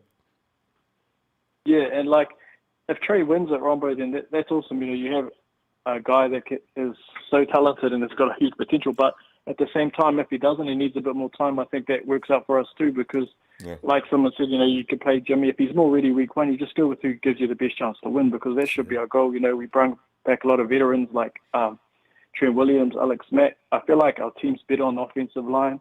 It's better offensively overall. I think we've got way more weapons, with Kittle, Debo, Ayuk, and then you got the running backs now. We've got Trey Sermon. And no rookie wide receivers. This is key. That is so key. Stop with the new receivers every year. Stop with the second tier, third tier receivers, the rookies. Get some guys in there that have been with the system, know the system, can play fast, can know what they're doing, and get it done. I'm looking for great things this year, offensively. Yeah, my only question mark, Ronbo, is actually on the defensive side of the ball, and it's the pass rush, because I feel like we need that pass rush we had in 2019. That carried us. It carried our team to that Super Bowl. It's something you've been on about for years. Yes. And Bosa's, should be right, but then they're saying D Ford is going to be right too, but it's just whether those two can stay healthy, because we really need them. Yeah, no, we're all scared about D. But Sosa, Bookham looks good from what I'm hearing. He finally had a good day the other day, but they're not wearing any pads. We could better assess that next week. Arden Key is impressing people. So we're going to find out, Lee. I can't. This is going to be exciting starting next week, actually. So. Yeah, it hasn't even started yet, everyone, but they haven't had pads on yet, so it's only good. This is where it's going to start picking up as the next couple of days when we get into camp and we actually get to see the real battles come up. Yeah. So, I can't wait for it. Which is why the battling and fighting is so strange. All right. Exactly. God. So shout out to everyone that called in tonight, making the show entertaining, and thanks for you, Ronbo, and everything you do. Thanks, we'll catch up soon. All right. Hopefully as soon as possible, Lee. I'll be back tomorrow. All right, fam. Have a good night. There's League New Zealand. It's a Tony time. Tony! Come on in, man. It's all right. It's the police have came and cleared the room. We're cool. Tony! What is man, it's been a night, man. I know. I didn't see that coming. I'd have worn a helmet. But Tony, man, I tell you, I'm looking around the league. You know how we were talking about the other day, or actually a little while ago, we were saying ranking the 7 most improved teams of 2021. You know the Giants came in at 7, and you and I both want to see the Cowboys get their butt handed to them as often as possible. The Giants could be the case. Jacksonville Jaguars are coming in at number 6. And number 5, the Bengals. Tony, can you imagine? But you know what? They got the dream receiver that I wanted. I said, you know what? Ain't no way we're going to pick up Jamar Chase. But I really would. Oh, my God, I wish. But he's gone. And also Washington football team. I think you've mentioned them as well. And also, and the Cleveland Browns are considered to be an up-and-coming force for this year as far as having improved their team.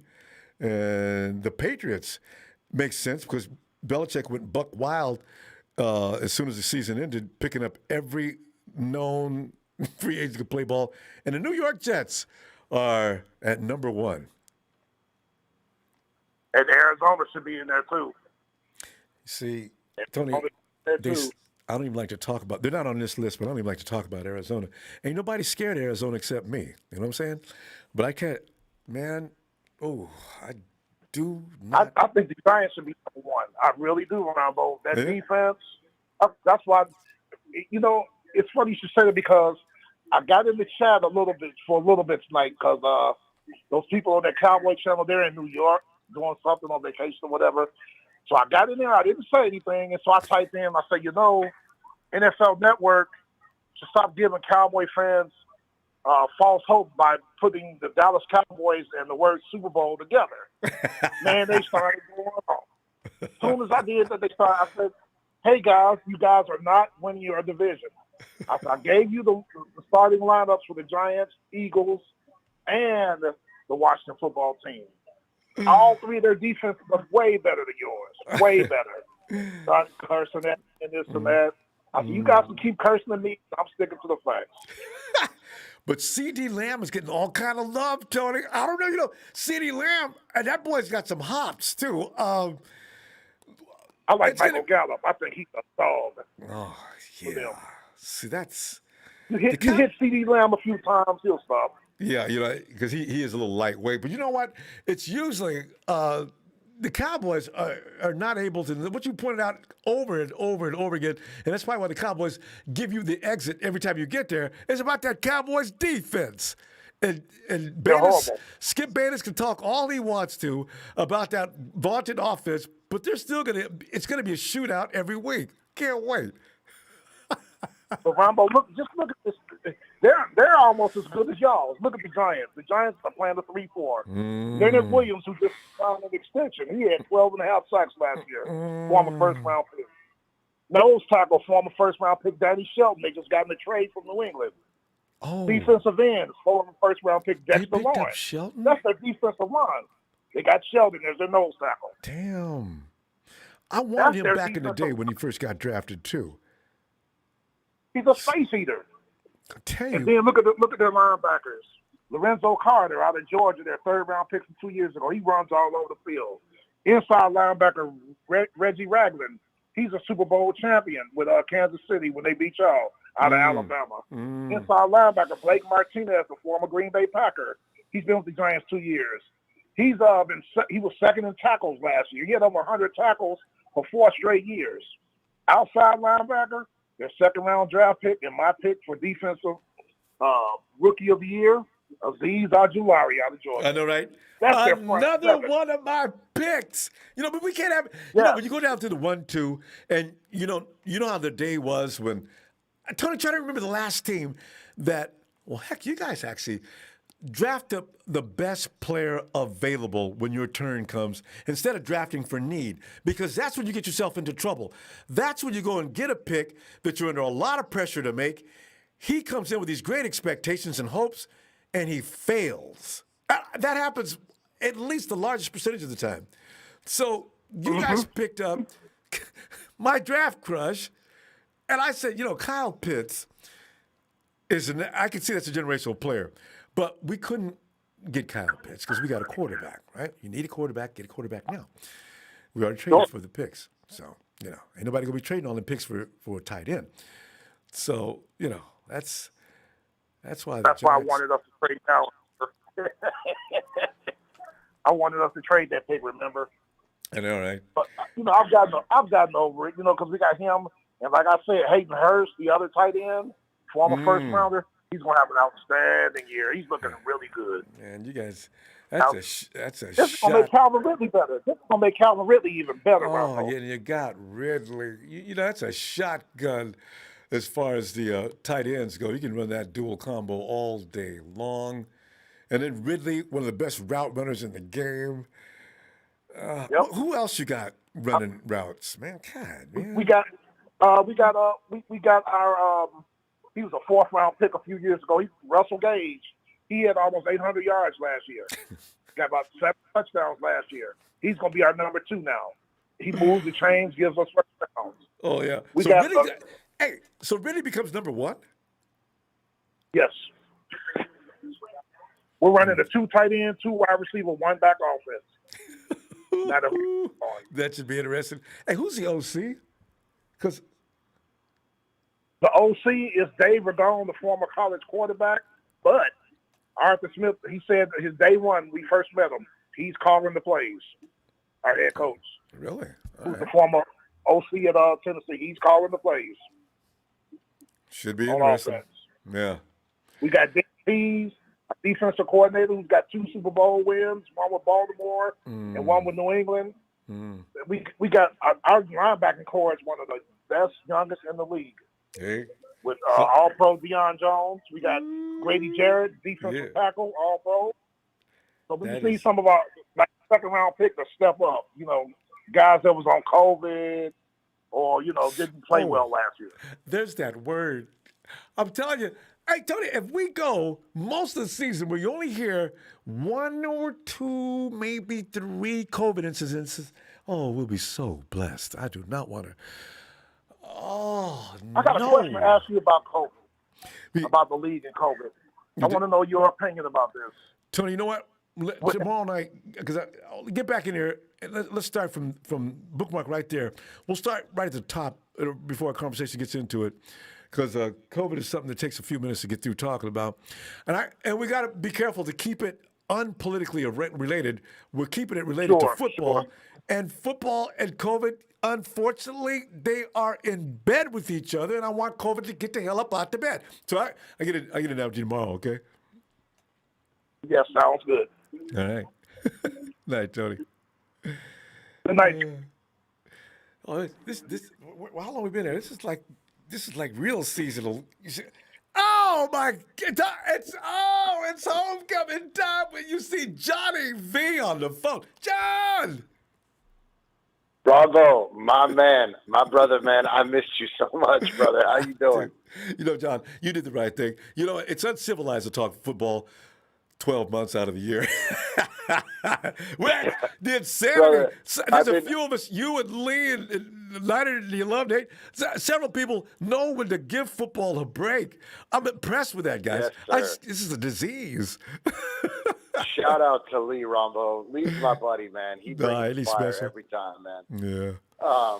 Ronbo, man, I've been listening, man. I haven't been in the chat. I haven't been on the phone lines, but brother, I support you from afar, no matter what, man. Thanks, John. Listen, Ronbo, I want to be quick, man, and I want to tell you, context is everything when you're reading these articles about Jimmy G and Trey Lance and Camp. I got to tell you, your sources matter, because a lot of guys are going to paint pictures and it's about followers and it's about a bunch of things. But you asked Lee a question about why did Shanahan go to Jed York and ask if he could give up this capital to keep Jimmy and go for Trey, right? And it's simple, right? Yeah. Shanahan is what, like 24-9 with Jimmy and 7-26 without him, right? So if he strikes out with Trey, he looks cheeks, right? He looks like straight butt cheeks. He gave up a 24-9 record with Jimmy. And I don't give a damn how you cut it. I don't care if the throws were at the line, if they weren't at the line, if the hot dogs were spicy and the beer was huge, and I don't give a damn. All right, it's a winning record any way you cut it. Today, with this Camp Ronbo, look, Jimmy threw 2 picks, and I don't give a damn. Quarterbacks throw picks. I don't give a damn who you are. They throw picks. Yep. If your $95 million linebacker picks off your quarterback, well, then you're paying your linebacker the right kind of money, right? Listen, nobody was standing still.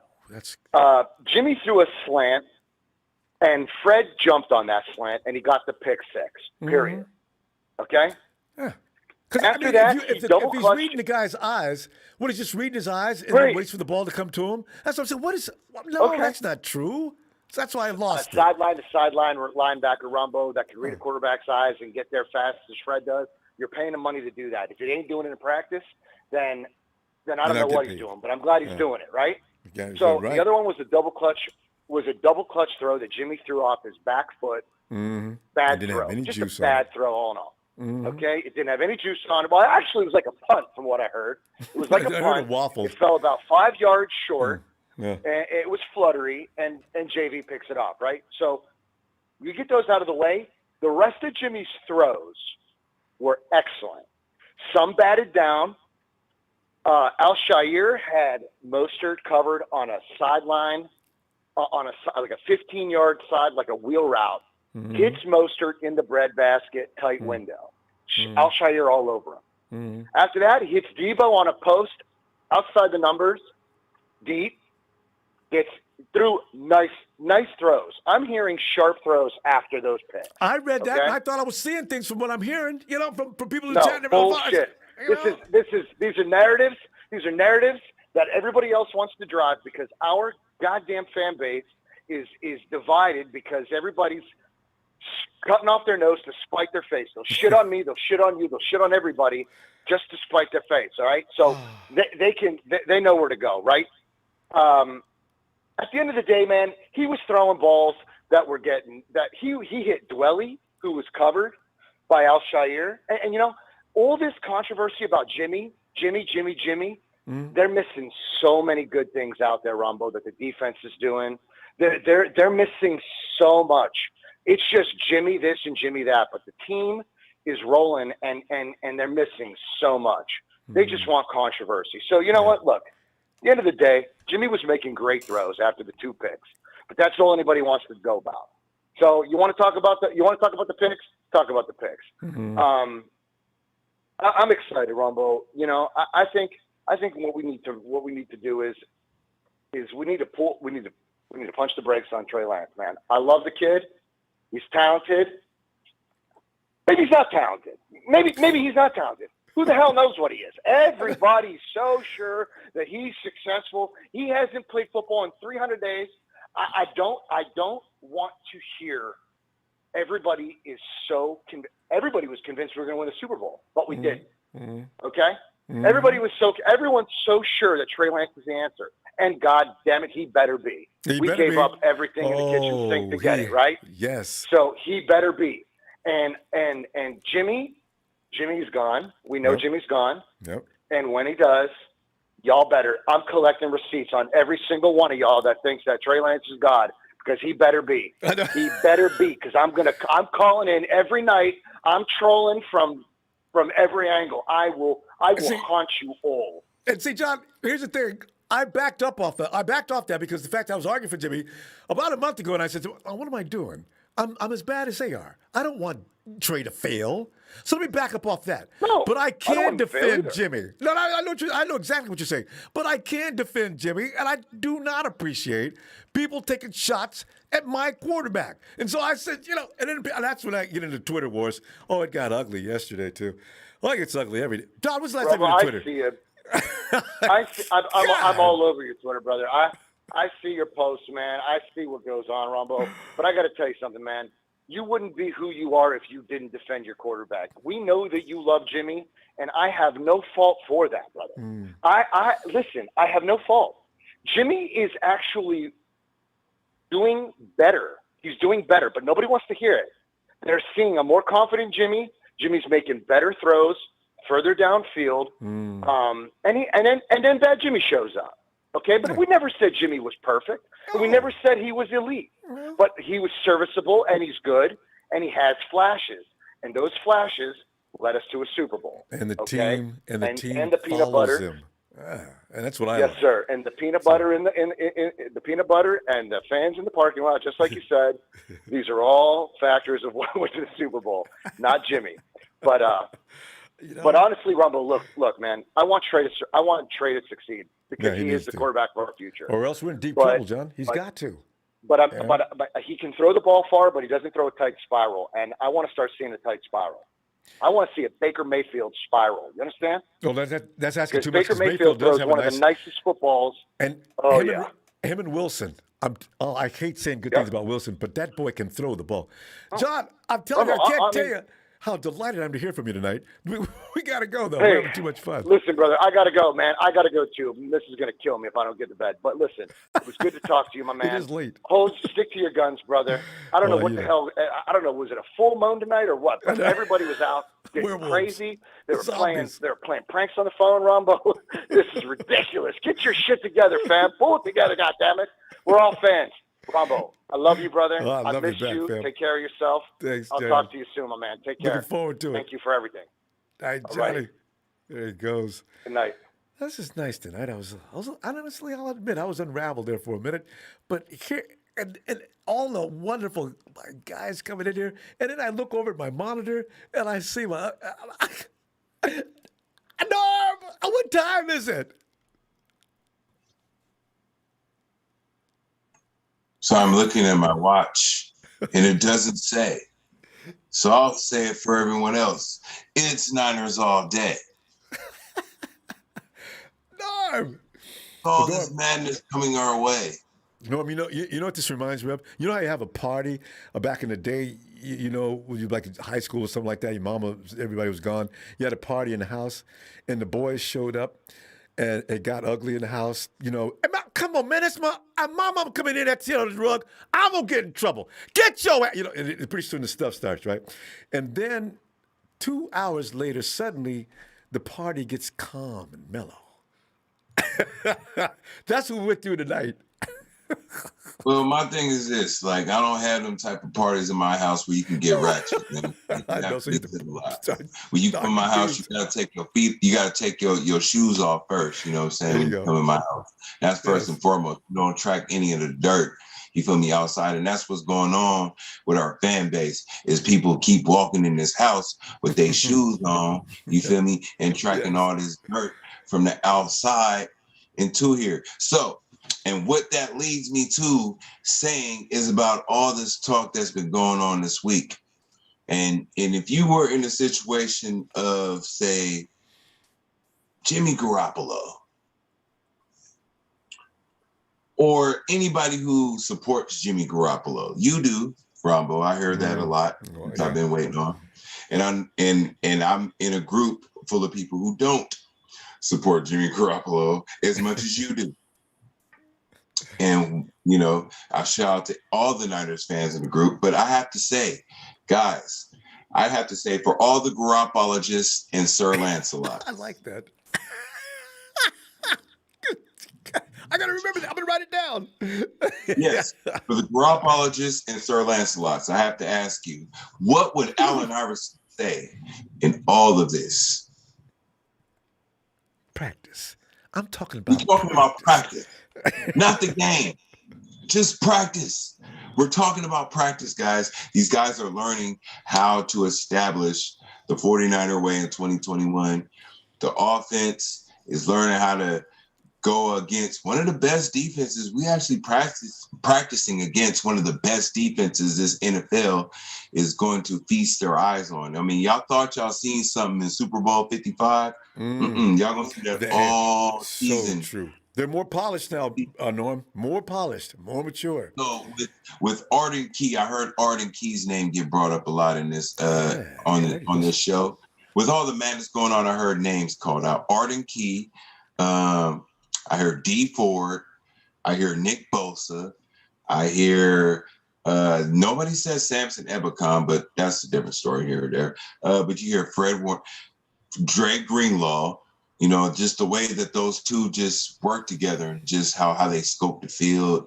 And then just our defense is going to shut any offense down. I don't care if it's Jimmy G. I don't care if it's Kenny G. I don't care if it's Jimmy the Cricket. I don't care if it's...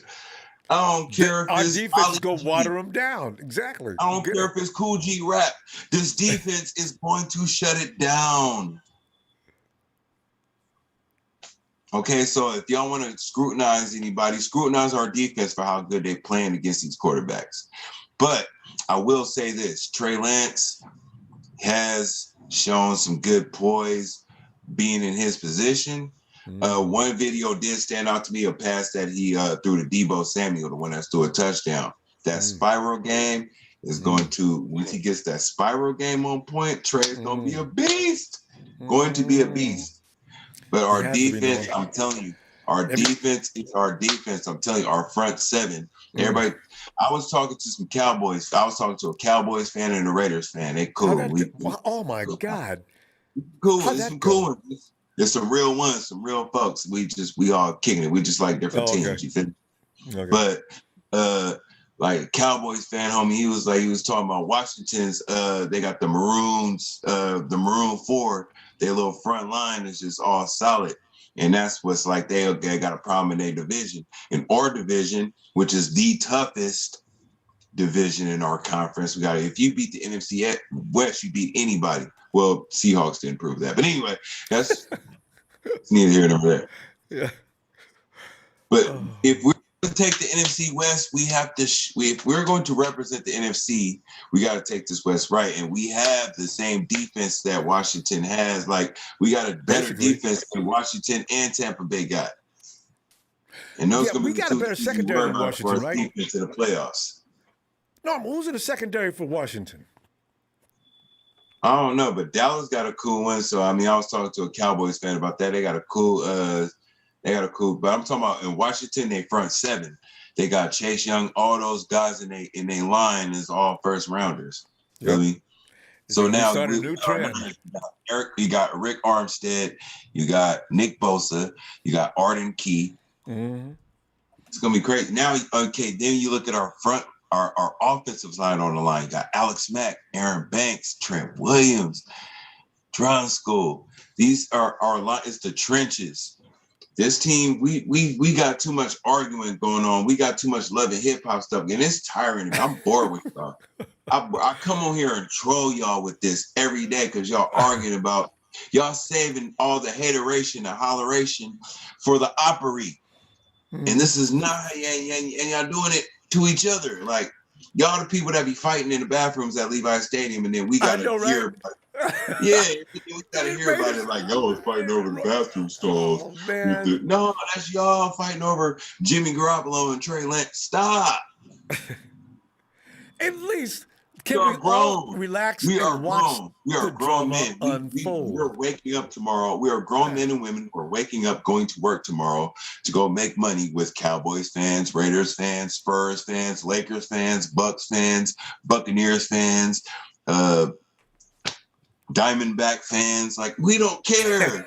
There are Diamondback fans. All right, them and yes. This is what you need. This is what we need. All the people that be arguing on the face. This is what we need. Jade, I like that, Norman. I can see the whole thing. Oh, Gatorade. That's that dehydration. And Norman, I would suggest also eat lots of roughage. Some of these people are constipated and need to be a little more regular. I'm gonna keep it G. This is not for Garoppolo. This is game. You feel me? Get you some game, homie. All right, and learn the playbook. Okay, if you want to support Trey Lance, learn the playbook and figure out if your boy is ready or not. If not, then you can sit there and figure and just hope and pray for the day that Jimmy G messes up enough to where you see what you want to see. Yes. That's easy. And if it doesn't happen, then y'all gonna have to come back on here. And I know a few of y'all gonna come on here, and I dare you to not do so. And I'm gonna call you out on it. Come on here and say, hey man, he got over the hump and hit the target this time. I heard somebody say it. If he can just at least get over that hump and hit that shot this time, that one that you were supposed to hit, but you didn't. Yeah. You can hit it this time and let the man sit back there and learn from you, then we can really do something. But our defense is going to carry us this year, all right? So stop playing about these arguments y'all having. The defense is going to carry us. And that's all I'm going to say. And there you Ronbo, go. I didn't let you say too much today, but I had too much on my chest with this going on. I'm out of gas anyway. I love listening. Norm, I like that shirt, man. Y'all do too much on this. I appreciate everybody using this platform, and Ronbo, I appreciate you giving us this platform to use it. This is funny. This is real fun. This is stuff that I listen to at work, and I laugh at y'all. I laugh at us about how we do this, because when this week comes, we finna have all this energy for the ops. So get ready. So all this energy y'all had, study it, focus it. So learn about how y'all can use that to when we get on these, when we get in the regular season and we get ready to beat these clowns. I need y'all to use that same energy y'all had on each other to use it on this ops, yo. Because we finna knock this whole thing down. You feel me? There you go. All right, Norm. Let me see you tomorrow. Hopefully you'll have some time for us. I always look forward to you. All right, fam. You already know, man. And I'm going to look like somebody's MCM on tomorrow, on Monday, and it's Niners all day. There he goes. I know John's going nuts. All right, fam. Night, Norm. So is my wife. Norm he's got a sense of humor, doesn't he? Hey, look, and Bethel. Shout out to Norm. He's always a good talk. And you too, Bethel. Tell you what, Bethel, you know, whatever you want to do. The show started out with reaction versus overreaction, and as you know, if you've been listening anytime, it got a little crazy. Yeah, I seen that. Yeah, but no, I'm gonna give you some good points right now. Right. I go, first of all, I go, Tom Brady, the GOAT. If anybody's seen that, he played like shit in practice, and he even said it himself. I don't see nobody talking shit about him. No. I seen Dak Prescott threw 3 interceptions, getting paid over 40. Nobody talking shit about him. And probably the Dallas Cowboys have the worst defense ever. So, and he threw 3 picks. I don't see Matt Stafford, the people that people wanted. I see him throw some picks, and nobody talking shit about him. Yeah, it's and in practice, that's the thing. In practice. This is the intensity of the dislike for Jimmy Garoppolo. That's the level it's reached, Bethel. Jimmy Garoppolo jaywalks in a 49ers season. He's going to make a citizen's arrest. It's gotten to the point now, I think that Jimmy may be one of the most hated players in 49er history. And we've had a few. Yeah, but, people have to realize that if Jimmy would have not won us some of these games, we would have not got the first round bye, and our players would have not got healthy. What would have happened? We probably maybe would have not made the playoffs, and we probably would have not made it, as far as we did, if it wasn't for Jimmy winning some of those games. Bethel, I'd like to speak to that too, because the fact is we had to beat the Saints. That was a must win. We had to beat the Seahawks to send them to the wild card and not us, because the wild card is where teams go to die. Jimmy came through in both those games. People don't care. Yeah. I can't do that. So I'm grateful. Yeah, so it's we gotta, instead of, calling and, interrupting our fan base, we should be doing that when other fan base are doing it. Except, the Atlanta, fan that, he's a real cool dude. He's maybe the only one that I see that calls in and, not disrespectful, and, and we all like him. Yeah, normally nobody, just every now and then you get that. Normally people are well behaved. We don't get that a lot. Yeah. And, so, people, have to, realize that, and then plus I heard a lot of people, like, sports people say, wait until the pads are on, because even our defensive coach even said it, that he doesn't, all this right now, he doesn't see nothing, because once they put the pads on, now it's a different game. Now you see who is really, when they played with shorts, see if they do the same when they have the pads on. That's when you see who is a player that's gonna succeed when they have them on the field.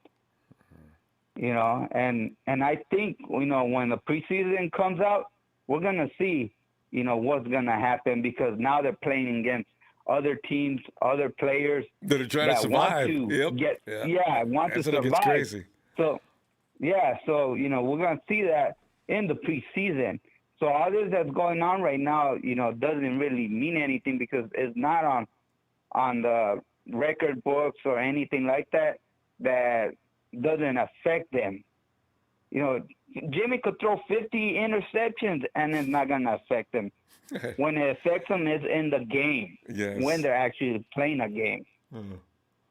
That's the one that we have to, be, oh my God, like, really, paranoid if, it happens. But if it doesn't happen and they end up doing good, then, we'll be happy, because, at the end of the day, we'll put in players that make the team better and make the team win games. That's what we want.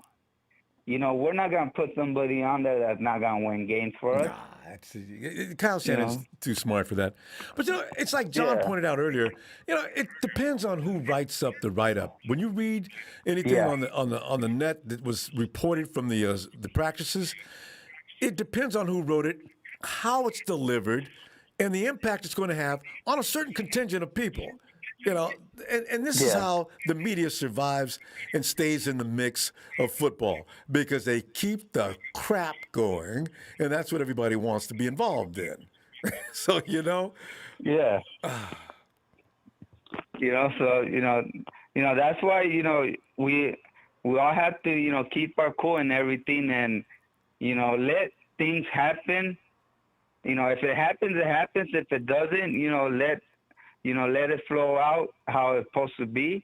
Mm-hmm. And eventually, if he gets a, starter, then, let it be.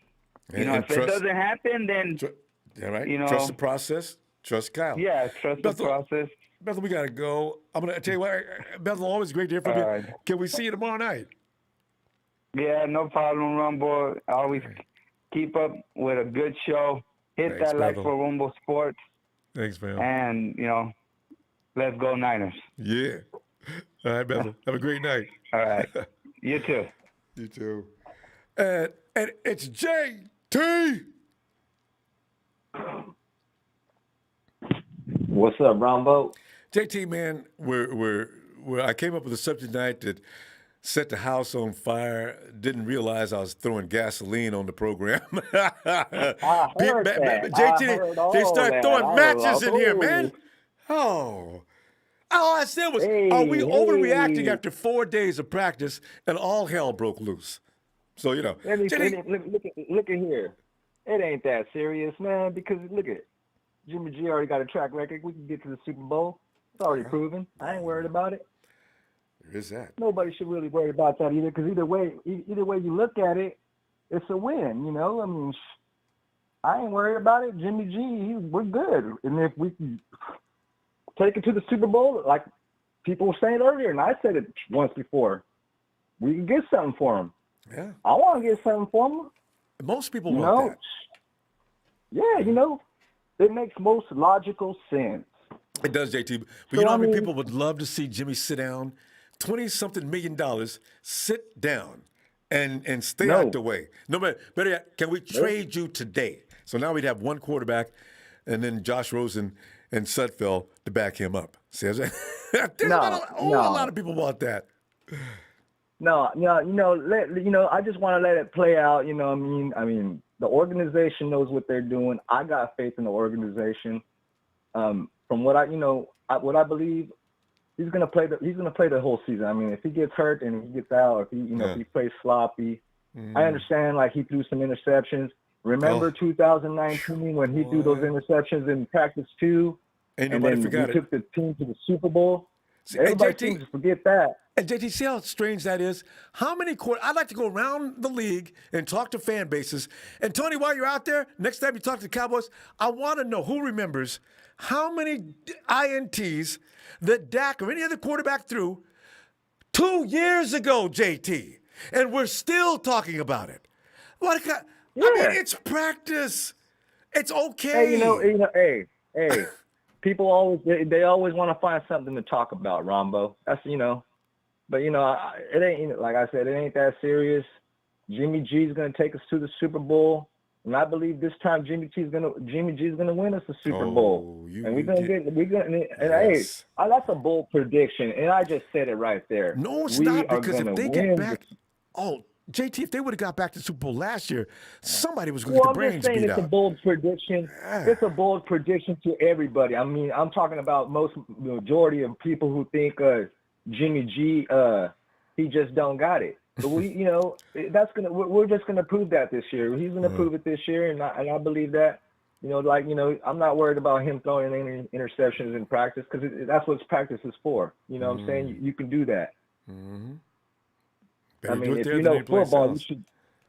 Yeah, and like I said, he's gonna take us to the promised land again, and we're gonna get it this time. Mm-hmm. And I hope we see the Tampa Bay Buccaneers in the NFC playoff game. Yeah, because epic. I want to see Jimmy G against Tom Brady. That's what I want to see. And he does too. JT, because remember, I got to tell you the truth. When we was going up against the Saints and Drew Brees, I'm going to admit this right now. I was scared to death. And then Jimmy comes out there, and Jimmy has no fear. Ice water pumping through him. The dude was matching on he was like matching stride for stride, step for step, pass for pass. We was in that game, and suddenly I realized, you know what? People don't understand. Jimmy G looks like one way 1 minute, but you put him in a corner and try to tell him he can't compete. He has that in him, and I realized that from 2017. There's something else I want to say. Something just dawned on me in my head. Mm. You know, when we were playing the Super Bowl, people want to talk about Jimmy G. You know, how he fucked off the game, whatever. We'll check this out. How come, if the game would have been called at correctly, an even play where there's no bias-y, because you know what I'm saying, there were some calls that should have been freaking called, man. We win that game by a landslide. And let me finish here.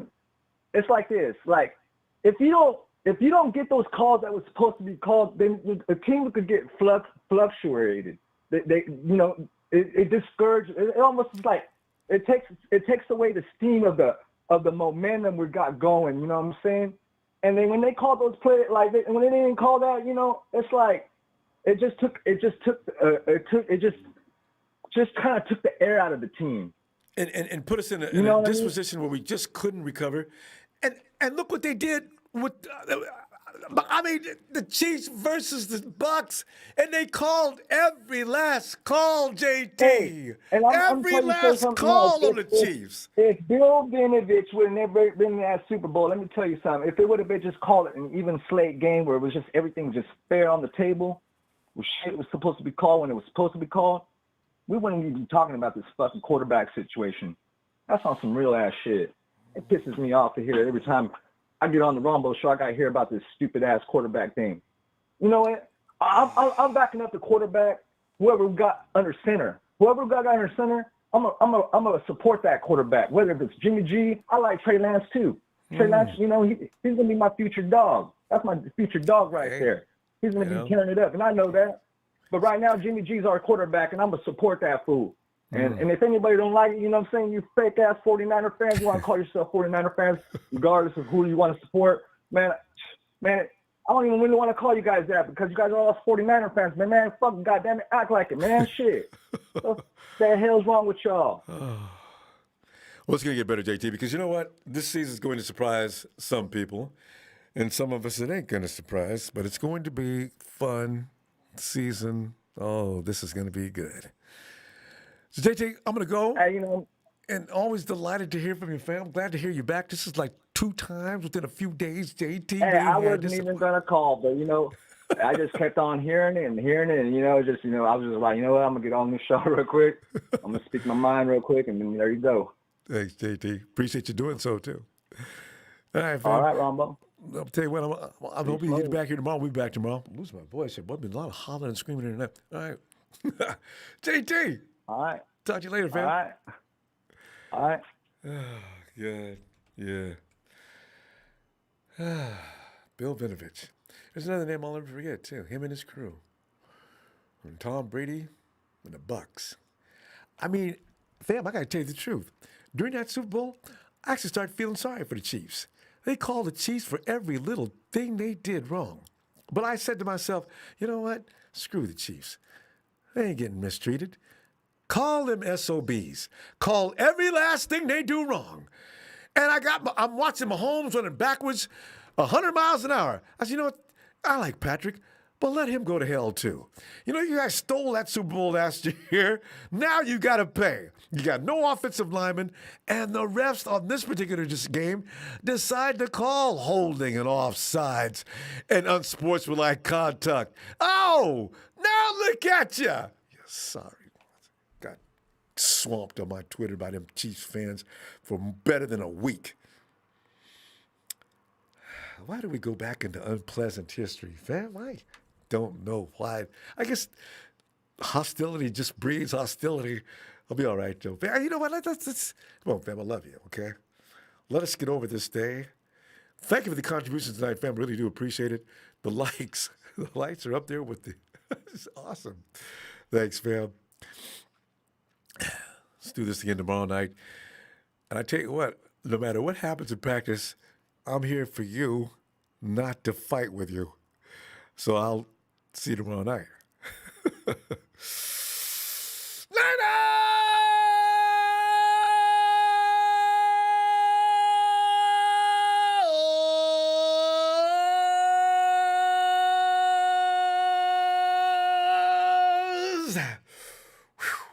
Whew.